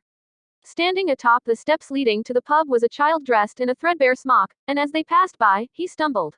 Naruto's hand whipped out and firmly grabbed the wrist of the child. Careful, he said, giving a reprimanding squeeze before letting go. As the boy let out an answering yelp and scampered away, Naruto was struck by an odd sense of déjà vu. Naruto, Karen called, motioning towards the pub. It's here. There were 4 people that looked up at them the moment they entered, the male bartender, and 3 locals. The one that immediately drew Naruto's attention was the man sitting in the far back corner who'd quickly averted his gaze. Dressed in a working man's garb and cap that almost concealed his bright red hair, his face was worn in a way that hinted at extensive seafaring experience. Even without Karen's confirmation, Naruto knew that this was the chakra signature they had followed to the village, the signature that was far too large to belong to any ordinary civilian. Can I help you? Said the bartender, his tone guarded but polite. While he seemed to be trying to hide his scrutiny, Naruto could feel his eyes lingering on the tanto strapped to his back. Naruto slid a coin across the counter. A tonic, please, for the 2 of us. The bartender's gaze sharpened at the sight of the coinage. Quickly palming it, he got to work, and soon, they were both nursing pints with suspiciously strong aromas. While the locals had grown quiet amongst themselves, the man closest to them cleared his throat. We don't see travelers around here often. Where are you coming from? Just a bit further north. My sister and I are looking for job opportunities. Well, you won't find that around here. All you'll get around here's a bit of fishing. Most of the young people already left a long time ago. I've heard there's growing business further south, piped in the lone woman. With that new bridge they built along the southern coast, and all that increased traffic, business has been booming. Nodding, Naruto replied, yes, so I've heard. But the climate there is a little too warm for my sister, so we've been looking around this area. Immediately, Karen began to fan herself. And, when they were alive, our parents used to say our ancestral roots were here. There, Naruto turned his attention to the door. Ancestral roots, you say, there was a disruption in the flow of the air. 1, 2, by Naruto's estimate, there were 3 individuals waiting outside for them. A full squad, then. Given the expertise with which they had disguised their approach, they had to be ninja. It would have escaped his notice if there hadn't been a badly patched break in the window letting in the outside heat. Well, where are our manners? What are your names? Boom. With a deafening cracking sound, the ceiling split open in a ragged reveal of the blue sky. Amidst the sudden rain of splinters, Karen hurled herself on top of the red-headed local in the corner, and after a moment's consideration, Naruto kicked aside a large wooden beam that would have otherwise impaled the bartender. Their faces hidden in the ensuing dust cloud, their attackers swiftly assaulted Naruto in a flurry of deadly swipes. As he dodged, he thought one of his attacker's taijutsu felt oddly familiar. The rhythm and the flow of each movement reminded him of someone he had once sparred very frequently with. Ducking below a kunai blade, Naruto crouched low to the ground and sent out an electrical current through the floor of the building, updating him in a flash. Karen and the civilians were largely unharmed, though one nursed a small injury to their shoulder. It was time to move this elsewhere. With a swift draw of a kunai from his holster, Naruto threw. It sliced through the air, aimed straight for the face of the most mobile attacker. They evaded, nimbly ducking and shooting forward, only for Naruto to grab them by their collar and throw them bodily at the door. With another splintering sound, the far wall shattered into pieces. "Lee!" shouted one of the attackers. A female voice, and a familiar one at that. As the dust cloud settled, Naruto stepped out into the open, and took in the faces of his opponents, who had regrouped around the one he had thrown. A kunoichi with hair rolled up into buns. Two men, one with a bowl cut, and the other with pale eyes. The three all sported Hitai-8 with the familiar swirling leaf etched on the metal. So his pursuers from the hidden leaf had finally caught up with them. Naruto was far from surprised. On the contrary, he thought it had taken them long enough to find them. With the loss of two Jinchuriki, he would have expected Danzo to exhaust all of his resources in a manhunt.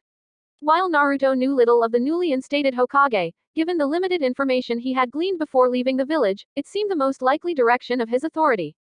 But the identities of his pursuers was a surprise. Naruto had expected masked Anbu, not a squad that he had history with, however limited. "Please, Naruto," said Tenten, as she helped a bloodied Lee to his feet. "It's not too late. Turn yourself in. You can still come back to the village." "That's funny," Naruto replied, drawing his tanto.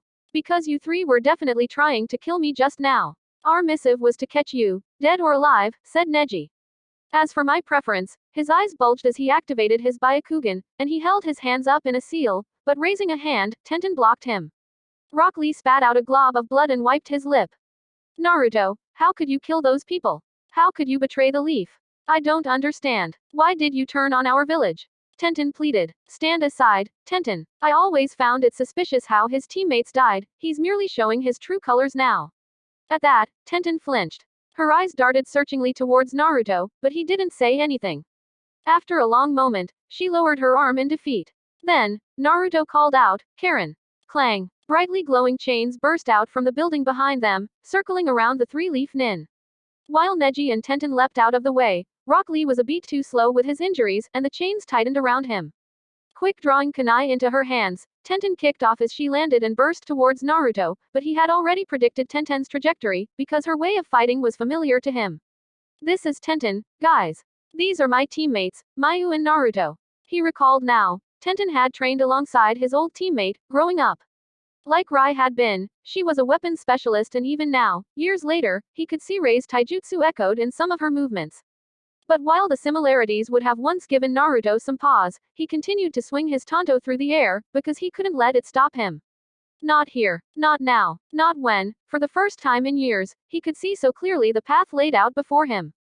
That was why he wouldn't apologize for what he was about to do. "Who is your enemy?" Plunging his tanto into Tenten's shoulder, Naruto slammed her down to the ground. The sound of cracking bone rang out sharply, and Tenten let out an agonized splutter. Behind them, still struggling against Karen's chains, Lee screamed. Neji, to his credit, didn't blink. Hands outstretched, his famed eyes focused, he swung around his teammate and aimed a deadly blow at Naruto. Lightning crackled. One instant, Naruto was sitting atop Tenten, his hand still on the blade, the next, he was behind Neji. He raised a hand, crackling with lightning chakra, to Neji's neck, but just as he chopped down, Neji rolled forward in a quick dodge. Rising to his feet, his chest heaving, Neji directed a hostile glare at Naruto. "Things won't go quite as they did the last time we faced each other." Perhaps. Lightning chakra began to surge through Naruto's body.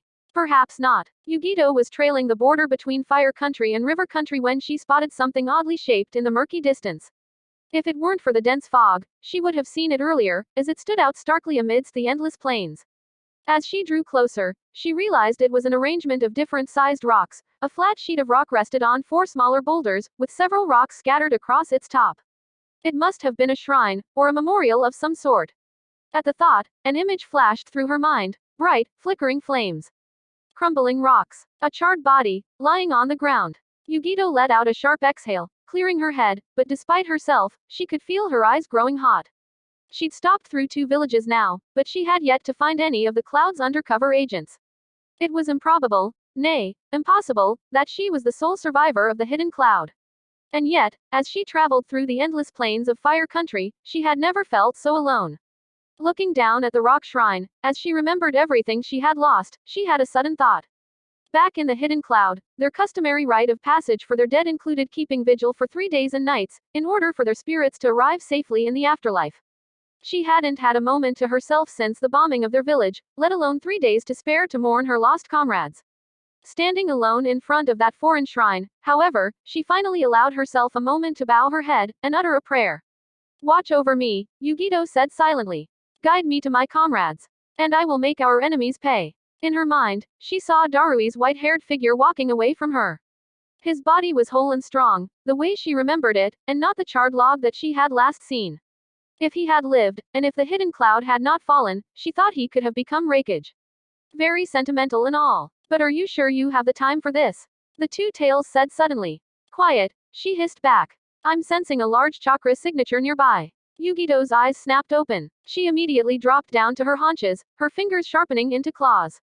Reveal yourself. A shadow appeared in the fog. It grew darker and larger as it approached, and then, a young man staggered into view. The first thing Yugito noticed was the Hittite slung around the band by his waist that told her he was a sand nin. The second thing she took in was the emaciated appearance of his frame. He looked as though he hadn't eaten or drank water in several days. Finally, she looked at his face. Dark, unfocused eyes, and a prominent red tattoo that stood out starkly on his forehead. Love. Who are you? Asked Yugito. While Karen was getting more and more used to handling her chakra chains, its use still required the entirety of her concentration. Which meant that as long as they were out, she couldn't sense anything, and for someone like Karen, she might as well have been blind. Nonetheless, at Naruto's command, as they had previously discussed, she had summoned her chains. Unfortunately, only one out of the 3 leaf nin she had detected had been caught in them. Karen could feel him currently struggling to free himself, but it was futile, of course. Her chains had been strong enough to contain a rampaging Jinchuriki, so there was no chance an ordinary ninja could escape. This did mean, however, that Karen was essentially useless in the remaining fight against the other two, an admission made only slightly easier by the knowledge that Naruto had already accounted for this. Your chains will keep at least one of them down. But that should be enough for me to take care of the rest. It still gave Karen a thrill to know that Naruto now counted her in his plans, counted on her to be there, by his side. She was already squirming at being unable to see him in her mind's eye, and once she had confirmed that the civilians, especially the red-haired fisherman, were safe, she finally ran back outside. Just before she stepped across what remained of the divider, an intense bright light suddenly flashed in the air, almost searing her eyes, followed shortly by an explosion. Karen managed to look away just in time, but even then, all she could see was throbbing circles of yellow and orange. Shaking her head, her eyes narrowed, Karen staggered outside. The circles faded, and as her vision cleared, the sight she saw there took her breath away. Naruto stood alone in the midst of 3 fallen leaf nin, his entire body surging with lightning, and a ball of wind chakra churning in his hand. Behind him, a bloody Tonto pinned the kunoichi by her shoulder, and the remaining male lay prone on the broken ground, the one with the Byakugan. Had Naruto discharged that bright light to momentarily blind the male? But above all, what caught her attention the most was his expression. Nearly every time she had ever encountered Naruto, his face had always been blank. Whether he'd been facing her in the Chunin exam, or offering her fish in the forest, or even fighting against Gaara, his face had always resembled an emotionless mask. In Karen's opinion, that was even a part of his charm. But his expression now, it was as though a tight lid on a box had finally knocked loose, and while Karen didn't have the exact word to describe what she saw peeking through, she felt the hairs on the back of her neck rise. She thought of the times back when she had lain on the ground looking up at the dark sky through the cracks in her ceiling, and she realized someone had been listening to her prayers this whole time. How blessed she was, to be by his side. To have been led to him. Are they dead? It was a soft, unfamiliar voice. The red-headed fisherman had stepped outside. He seemed taken aback, but not entirely unsettled, by the sight of the scattered leaf nin on the ground. No, said Naruto. Karen swallowed hard. While their wounds looked severe, if they were treated, they would not be fatal. Is that going to be okay? Naruto knelt on the ground by the fallen leaf nin, his fingers raised in a tiger seal. By the time they wake up, we'll be long gone. And they won't remember a thing. Suddenly, the leaf nin caught in Karen's chains blurted out, "We will never give up." He had been quiet until now, and while he seemed to have given up on trying to free himself, his face was contorted with angry tears. I did not want to believe what the others say about you, that you are a monster. But I understand now. You are a traitor, and a danger to the village, and we will chase you no matter how far you go. No, you won't. Stretching his hand out over the leaf nin's neck, Naruto made a twisting motion. A black character blazed over the leaf nin, and then it disappeared. What kind of seal is that? Jiraiya almost jumped at the sound, and whirled around to see Naruto regarding him from the opposing chair. For someone whose voice had only just started to crack from puberty, he was entirely too stealthy. This, my young apprentice, is a precious tool of the trade, said Jiraiya grandly, with a sweeping gesture to the body strewn across the floor. Thanks to this luckless fellow and his propensity for talking under the influence of a drink and a willing ear, I've made more than enough headway in my research. The moment he wakes up, he'll be out howling for your blood. After all this time they had spent traveling together, it was remarkable how unconcerned the boy seemed to be for Jiraiya's well-being. Minato had never been so callous. Perhaps Naruto took after his mother in this regard. And that's where this seal comes in handy. It's a little something I picked up back in the day. By the time I'm done, this fellow will think all of this was just a very, very bad dream. So it isn't the taboo seal. Jiraiya stopped, the jovial smile on his face fading a degree. Where'd you learn about that? I heard the fourth Hokage invented it. As usual, Naruto's face was a blank. But in Jiraiya's long-spanning career, he had yet to meet anyone who could truly hide the depth of their thoughts, and he saw a glimmer of it now in his eyes. Yes, so he did. But you know, after the fact, Minato always regretted it. The taboo seal is forbidden for a reason. It is a terrible seal, leaving the victim at the mercy of their own mind. No, there is absolutely no reason why it should ever be used. The sky was black, the moon was bright, and the air was cold. It was midsummer, but up here in snow country, it wasn't unusual to see snow throughout the year, and given how he'd just been thrown out of the last 3 taverns he'd visited, Jiraiya considered it a blessing that he wasn't knee-deep. He could have always used a henge, of course, but perhaps as a consequence of the sake currently swirling around in his belly, he couldn't seem to muster one. Stumbling, Jiraiya clumsily sat down on the hard ground. Tipping his head back, he tried to pour another pint of sake into his mouth, craving the sear and burn of it in his throat, but nothing came out. Grunting, he peered into the opening of the pint. It was empty. There was nothing left. Jiraiya looked around to see a large lake nearby, its dark surface frozen over. He reared back his arm, about to fling the bottle into the lake, when, after a moment's consideration, he lowered it and placed it gently on the ground in front of him. Forgive me, little one, he said genially to the bottle. You have fulfilled your duty. There was no response, but he hadn't expected one. After that, Jiraiya looked out at the lake for a long time. Chapter 46. Clear black sea. Before an enraptured audience, figures dressed in rich robes and garish masks moved slowly across the raised platform. A hollow flute melody accompanied the sound of twanging strings, and 2 voices rang out in reverberating tones. The wind is cold beyond these slopes. Are you really leaving? Though this life is all I have known, I must find my destiny.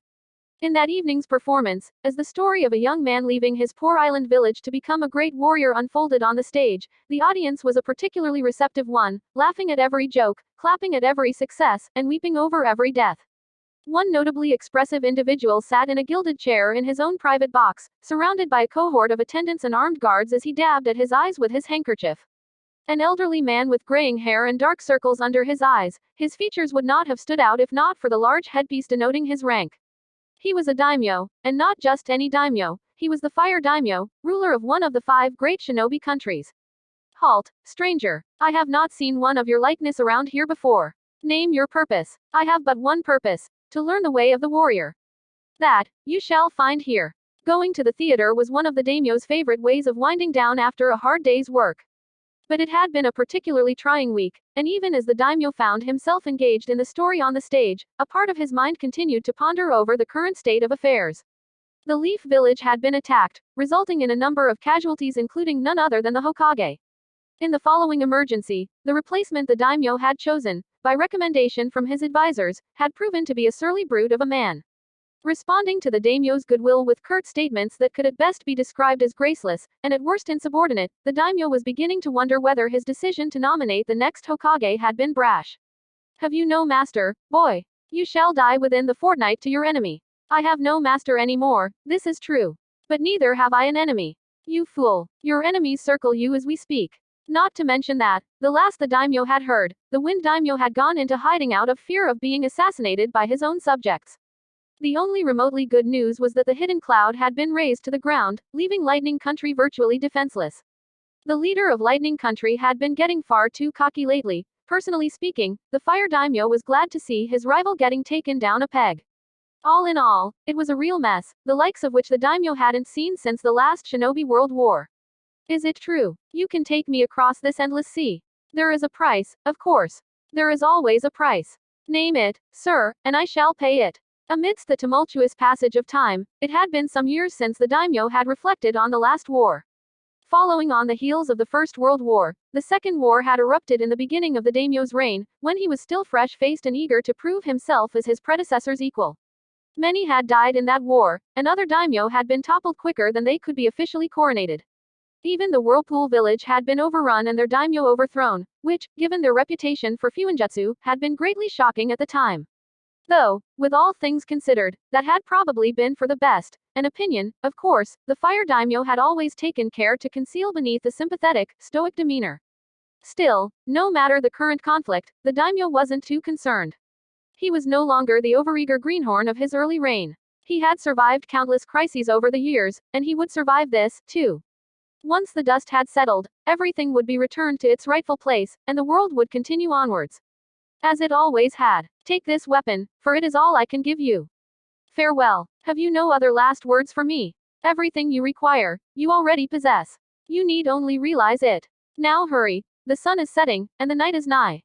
Shifting comfortably in his seat, the daimyo returned his full attention to the play. The coming scenes were his favorite, and he didn't want to miss a single moment. Walking over to Tenten's prone body, Naruto tugged out his tanto. The lightning chakra had cauterized her wound, and it came out smoothly. Wiping off the darkened blood, he sheathed it. Before he could turn away, Rei's words flashed in his head again. This is Tenten, guys, and Naruto looked hard at the kunoichi's pale, drawn face. When she woke up, she would have no recollection of his whereabouts, or of how close his blade had been to her heart. The effects were courtesy of the taboo seal, the same seal that had once entrapped Naruto as a child, and the irony of the reversed situation was not lost upon him. If the truth ever came out, they would doubtless call him a monster for this as well. Though, given the situation, Naruto hadn't had any other choice, aside from outright killing them. A distant, clarifying thought surfaced. Was that why the Hokage had used the taboo seal on him all those years ago?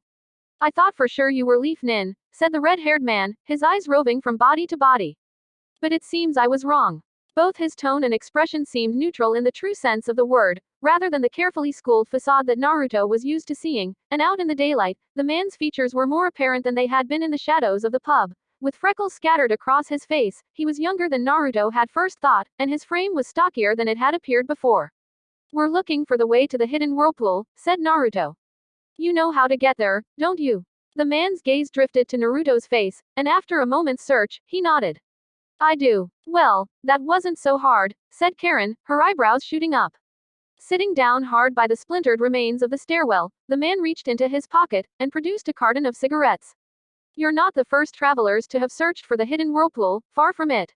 Nor will you be the last. While the way has been blocked off to all those who wish any harm to the village, it has been my duty for the past several years to guide those with a legitimate claim. The monotonous and rapid delivery of his lines reminded Naruto of one of the seasoned tour guides who'd used to take envoys from other villages around the Hidden Leaf's scenic route. It was clear the man had spoken those very same words many times before. Your duty, Naruto echoed. Is the village active? I suppose it must be. How has the whirlpool existed all these years without catching the eye of the leaf? Their scouts wouldn't have missed any patterns of traffic over time near fire country borders. The man let out an exhale of smoke that could have also been a sigh. Very few enter the hidden whirlpool. And even fewer leave. What's that supposed to mean? Demanded Karen. Are you saying that they don't let people leave? Everyone is free to leave the village. But there is no need to leave the village. Naruto couldn't detect a lie in his cryptic words. However, as was often the case, it was not what was actually spoken that he paid attention to, but rather the intent behind it. This man, long-suffering attitude aside, wanted them to go to the hidden whirlpool. Perhaps, somehow, he had even been waiting for them. The real question was the risk of walking into what was most likely a trap worth the unclear benefits? Unfortunately, their time was limited. In the not-so-far distance, Naruto could sense something stirring. The sleepy village had finally caught on to the destruction of the pub. The man must have sensed it as well, because he rose to his feet. The rest of your questions will have to wait. Come meet me by the shore on the night of the full moon. Though, now that my cover here has been blown, I imagine I'll have to move on from this post soon. The man exhaled another thin plume of smoke. Not that I mind. This place was kind of a dump, anyways. Seizing Tenten and Neji's bodies from the ground, Naruto took one last look back at the red-haired man. Who is your enemy? As the sounds of shouts drew closer, he said, my name is Naruto. What's your name? At that, the man's lips reared back to reveal a row of surprisingly sharp incisors. Yashima. Uzumaki Yashima. They'd said the village was full of traitors. They were traitors because they had evaded their dues owed to the Lightning Daimyo, and refused to send the year's quota of children for mandatory induction at the Hidden Cloud. They'd said that in order to maintain their village's reputation, the traitors needed to be taught a lesson. That it would be a good exercise in trying out Yugito's tailed beast transformation. It was a foggy day, and that helped. It didn't quite hide the smell of fire or mute the clamor, but by the time the heavy fog rolled back over the village, all was still, as though nothing had ever been there to begin with. When Yugito finally felt her claws retract into her skin, she fell back on the ground. She was panting hard, even though, truthfully speaking, it hadn't been a difficult task at all. Blood pulsed in her ears, and she wondered at the exhaustion numbing her limbs. She'd never felt so tired before. Not even when her training was so grueling that every inch of her skin was black and blue, and she couldn't tell where bruised flesh ended and tailed beast fire began. Suddenly, she sensed something, movement, concealed in the roiling fog. In a flash, Yugito leapt to her feet, her fingers sharpening into claws. Reveal yourself. A dark shadow appeared in the fog. It grew darker and larger as it approached, and then, a boy staggered into view. The first thing Yugito noticed was that he was a civilian. The second thing she took in was the emaciated appearance of his frame, an orphan out on the streets, perhaps. Finally, she looked at his face. Heavy-set eyes, and a crop of white hair that stood out starkly against his dark skin. Who are you? Yugito demanded. What are you doing here? Why hadn't he tried to run away, like all the others? They called me Darui, said the boy, with a gulp. You're real strong, lady. Can you teach me to be like that, too? It was a memory she had been desperately trying to suppress, but it surged with a vengeance now at the sight of the young man lying at Yugito's feet. Physically, he was as different as one could get from the Darui of her memories, but she still couldn't help but draw parallels as she cautiously drew closer. Just as quickly, however, the details that were cropping up with every sweep of his appearance sent Yugito's thoughts racing in all new directions. A large chakra signature. The sand hit I-8. The blood-red tattoo on his forehead. This man was the infamous Jinchuriki of the Hidden Sand. There were no ifs, ands or buts about it, a genin from her village could have pieced it together. It all but confirmed her suspicions that Akatsuki's attack on the Hidden Cloud had not been isolated. Given the circumstances surrounding their attack and the flurry of covert movement Yugito had noticed in every country she traveled to so far, she had grimly prepared herself for the worst. But if the Hidden Sands Jinchuriki was wandering alone, half dead, in the wilderness, the sheer scale of the possible implications was chilling. The Raikage had always told their village that the Fourth World War was coming. It was the reason why even through the armistice, the Hidden Cloud had continually worked to extend their military reach. Yet, here they were at the cusp of war, and their village had been burned to the ground without even being graced with a chance at retaliation. Yugito reached out with a hand, before immediately pulling it back as a whip of sand lashed out at her. Instead of chasing her, the sand retreated into the gourd slung across the Jinchuriki's back. The Jinchuriki was in no condition to be defending himself, so it had to be an automatic defense mechanism. Perhaps it was the one-tail's influence. Suddenly, the Jinchuriki spasmed, his arms growing stiff by his side as his back arched. His eyes rolled back and he let out a monstrous scream that didn't quite match up to the ragged movement of his mouth. The haze around him was starting to turn red, almost like volcanic steam, and Yugito felt her stomach knotting at the sight. At first glance, it was just an untrained Jinchuriki form, but something was different. The chakra shroud didn't so much look like it was corroding the Jinchuriki as it was assimilating him. As for the source of this distortion, blue flames exploding in her hands, Yugito lunged forward for the site where the haze was densest, above the coastal margin, just left of the midline of his sternum. His heart. For the past several years, the medic had worked hard to grow her residence into a proper clinic. What had started out as a cot in a shed had expanded into proper hospital beds, each set up with their own IV unit, alongside a well-stocked cabinet of a wide spectrum of antibiotics and pain medications. Not a single day passed without incident, whether it was a patient initially coming in for stitches and a round of antibiotics before spasming from acute sepsis due to a poisoned kunai blade, or a patient coming in to restock on meds, before abruptly going into sudden cardiac arrest due to chronic chakra pill abuse. The medic had seen just about everything there was to see. So when an unidentifiable shinobi turned up at the medic's door with a squad of half-dead leaf nin in tow, she didn't bat an eye. You're the medic. The young ninja who spoke was of nondescript appearance, which tended to be the norm for her usual clientele. No questions asked. Policy had made her clinic a popular destination amongst those with no allegiance to any of the major hidden villages. The medic gave a curt nod. Yes, I am. Assuming they're all still alive, I'm afraid I don't have enough beds for 3. Money is of no concern. The ninja threw over a pouch, which the medic snatched out of the air. Drawing it open, she counted the coins, and then nodded to her assistant, who hurried forward to check the bodies. 2 males, 1 female, all looking thoroughly beaten up, the female especially looked in need of immediate attention. A 3-man cell, even if they hadn't been bearing the hit I ate, their uniforms were a dead giveaway as to their identities, Leaf Nin, of middling rank, at least. What were they doing here? And who was the man bringing them in? The medic couldn't spot a hit I ate on his person. Well, it wasn't her problem. Not anymore, at least. Very well, she said. I trust I can count on your discretion, said the ninja, a hint of steel in his tone. You wouldn't be here if you knew you couldn't, the medic replied just as pleasantly, fingering the poison Sanbon hidden up her sleeve. Will you be back for them? What do you mean? Said the ninja. I was never here. Then, in a whirlwind of dust, he disappeared. You there, my dear. Amidst the hubbub of the lively market, Karen had to look around and then point at herself before the elderly woman gesturing from her stall nodded her head. Yes, you. Come here, I have something for you. The little chakra that the woman had harbored no malice, and when Karen drew near, she realized that the old woman was draped in sparkling jewelry. I'm not interested, Karen began, but before she could finish her sentence, the woman swooped in with a speed that could have put a genin to shame. Now, I can tell with just a single glance, you're suffering from love problems, aren't you? Love problems, Karen stammered, her face flushing. Tisk, it's written all over your little face. Let me guess, your feelings are one-sided. And you haven't been able to pluck up the courage to tell him. Karen flushed harder, and the woman's eyes gleamed with opportunity. Well, I have just the thing here. Something shone in the daylight, and a moment later, Karen felt hands on her shoulders, turning her around, and her hair being drawn back. The woman rustled up a mirror for Karen to check her appearance. Pulling her hair back was a blue cord made up of oddly shaped stones. Karen blinked, and her reflection in the mirror did the same. She reached up to touch the stones, and the cool, serrated texture gave her a moment's pause. What kind of stone is this? Why, is this your first time to the coast? It's no stone at all. It's called a seashell, Karen faintly filled in, surprising herself. She hadn't realized that she still remembered the word. How much is it? 15 Rio, and that's a bargain, came the eager reply. I've got the cheapest prices you'll find on this side of the coast. It was rather cheap, in fact, but being who she was, Karen would have bartered the price down to at least half the initial offer. This time, however, she simply handed the bills over. He won't be able to take his eyes off you, now. Chirped the woman. One of the reasons Karen had come out to the town at all had been to check on the traps she'd set along the shore.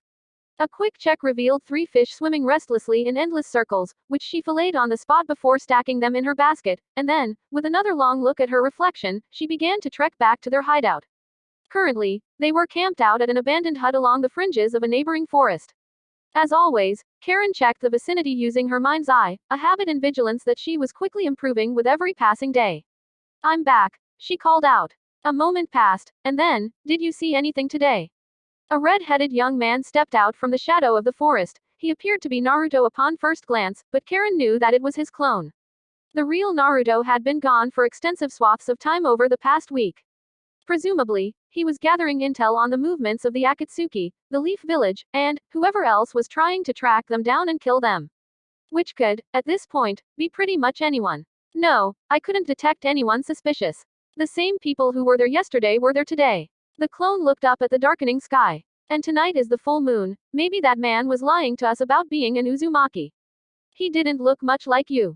This was met with an oddly contemplative look. I've been told I look more like my father than my mother. Leaving it at that, he stepped back into the forest. I should be coming back soon. Sure enough, Karen was almost done roasting her catches over the fire pit when she noticed in her mind's eye that the clone had disappeared.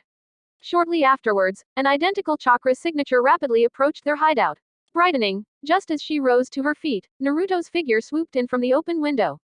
Dinner's ready, Karen said, suddenly feeling shy. For some reason, even though she felt comfortable enough around Naruto's clones, whenever Naruto himself was there, something about him felt just a little more distant.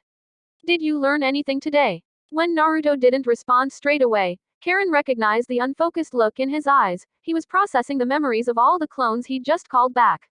While anyone else in Naruto's position would likely have long since passed out from both chakra and mental exhaustion due to the sheer number of clones he was controlling, the only physical hint of it that Karen could see was the darkened shadows under his eyes. Once his gaze refocused, Karen knew he was all caught up for the day. Danzo has sent out quite a few hunter nins in pursuit of us, but not as many as I'd expected. He seems to be prioritizing the continued safety of the village instead. Naruto sounded perplexed at his own words, even, Karen dared to think, disappointed.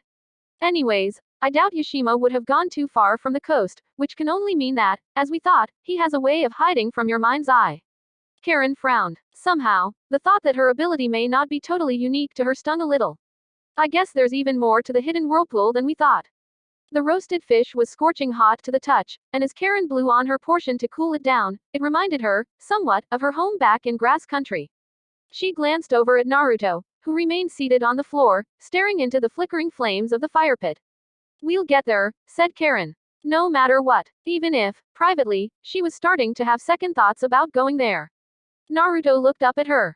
Yes, I have no doubt. He paused, his brow furrowing as he seemed to finally take in her appearance. You look different. Both Karen's heart and her hand jumped up. I tied up my hair, so it doesn't get in the way. Something about the look on his face made her stomach flip-flop. You don't like it. The blue doesn't look good in my hair, huh? It looks nice, said Naruto. It just reminded me of someone. Something about the expression on his face caused a pang in Karen's chest. It reminded me of someone, too. My mom. She used to have a necklace with a similar-looking stone. A seashell. What happened to it? Someone stole it, she said ruefully. I hadn't thought about it in a long time, but there was someone selling this in the market for 15 ryo. Good price, huh? She paused. Or maybe it was wasteful. I don't really know. Not bad, Naruto said simply, before returning to his meal. He didn't press further, and Karen could tell it was not out of courtesy, but rather out of a lack of interest. It was strange, she thought, because he seemed to thirst for knowledge about many things. And yet when it came to certain topics, his indifference was like a blank wall. What about you? Karen asked. You, or your clone, said you look more like your dad than your mom. Where are they? They died when I was born. Karen winced. Oh, it shouldn't have surprised her. Orphans were hardly a rare statistic in their part of the world. I'm sorry. What for? I never knew them. Well, yes, she said, blinking. But isn't it normal to miss your family? I wouldn't know, said Naruto. I've never had one. He sounded bemused, more than anything, and somehow, that gave Karen more pause than his actual response. She opened her mouth, searching for the words to say, when something dark in the periphery of her mind flashed, and she froze. All other thoughts leaving her head, Karen squeezed her eyes shut, and confirmed it in her mind's eye, before saying out loud, Naruto, it's him. Yashima, he's nearby. Everything was hazy and red. He couldn't differentiate what was what, and it had been that way for as long as he could remember. It was all jumbled up. The skies, his hands. A voice, screaming in his splitting head. Gaara, stop. He was no stranger to screaming voices, but this voice, it was not the one he was used to hearing. And while once upon a time, he would have killed anyone who dared try and stop him, now that he was well and truly alone, he just wanted it all to end. As you wish, said a voice. His eyes opened, and for a long moment, he lay prone, wondering what had changed. It was dark, though he could hear the crackling and feel the warmth of a nearby fire. He must have been in a cave of some sort. He could sense the whistling of wind through cracks in the rock, and the drip of water seeping into the hard ground. As for himself, his lips were parched and his entire body hurt, but he could feel his heart thumping in his chest, and he suddenly realized how quiet it all was. That was what had changed. You're awake, said a woman's voice. Gaara turned his head. Even the slight motion of it sent a sharp spasm through his back, and saw an unfamiliar woman with long blonde hair tied back. From where she sat behind the fire, he couldn't spot any obvious identifiers such as a Hittite, but her presence and physique made it clear she was a ninja, and a powerful one at that. Somehow, Gaara had the feeling that even his sand armor wouldn't mount much of a defense against this foreign woman. He felt completely exposed, as though he'd lain back in the mouth of his enemy, and bared his neck. And yet, as vulnerable as he was, he felt calm. What did you do to me? He croaked. The dark sea basked in the glow of the full moon. Its surface was so startlingly still, if it wasn't for the sound of the waves in his ears and the feel of the high tide brushing the undersides of their sandals, Naruto would have thought they were looking out at a lake. The man who'd called himself Yashima had discarded his fisherman garb for a black robe that blended into their surroundings, making it appear as though his face was floating in midair. He was waiting for them in a wooden boat with a large sculling oar in one hand and a smoldering cigarette in the other. The boat bobbed haphazardly in the water as Naruto and Karen stepped aboard. "We're going out there in this?"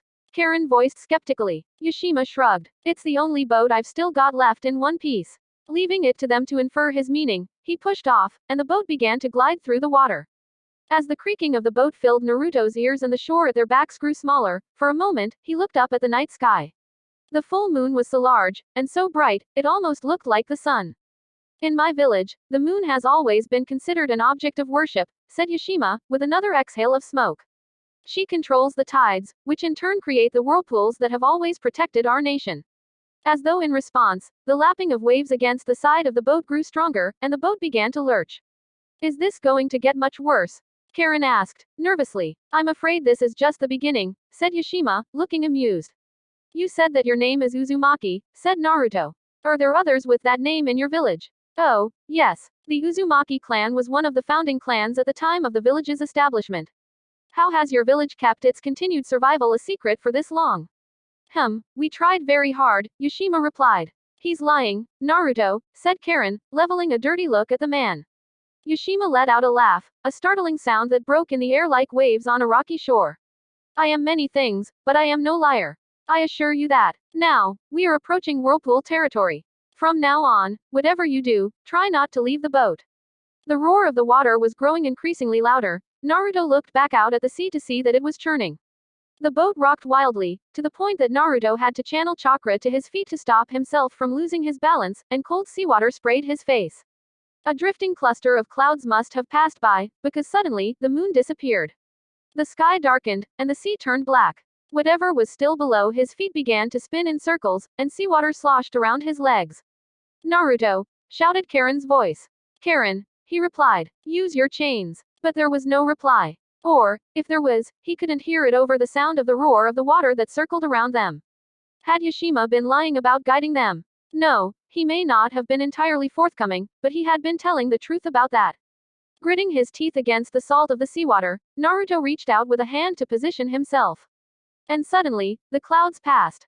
The full moon hung in the sky once more, stark in its brightness, and everything stopped. The boat no longer rocked. The water that had threatened to submerge them had disappeared, and the sea around them was still. It was quiet, unnaturally so, and when Naruto looked around, he was the only one on the boat. Both Yashima and Karen were gone.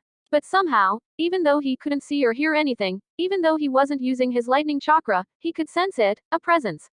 Naruto's hand leapt to the tanto on his back, and he straightened up.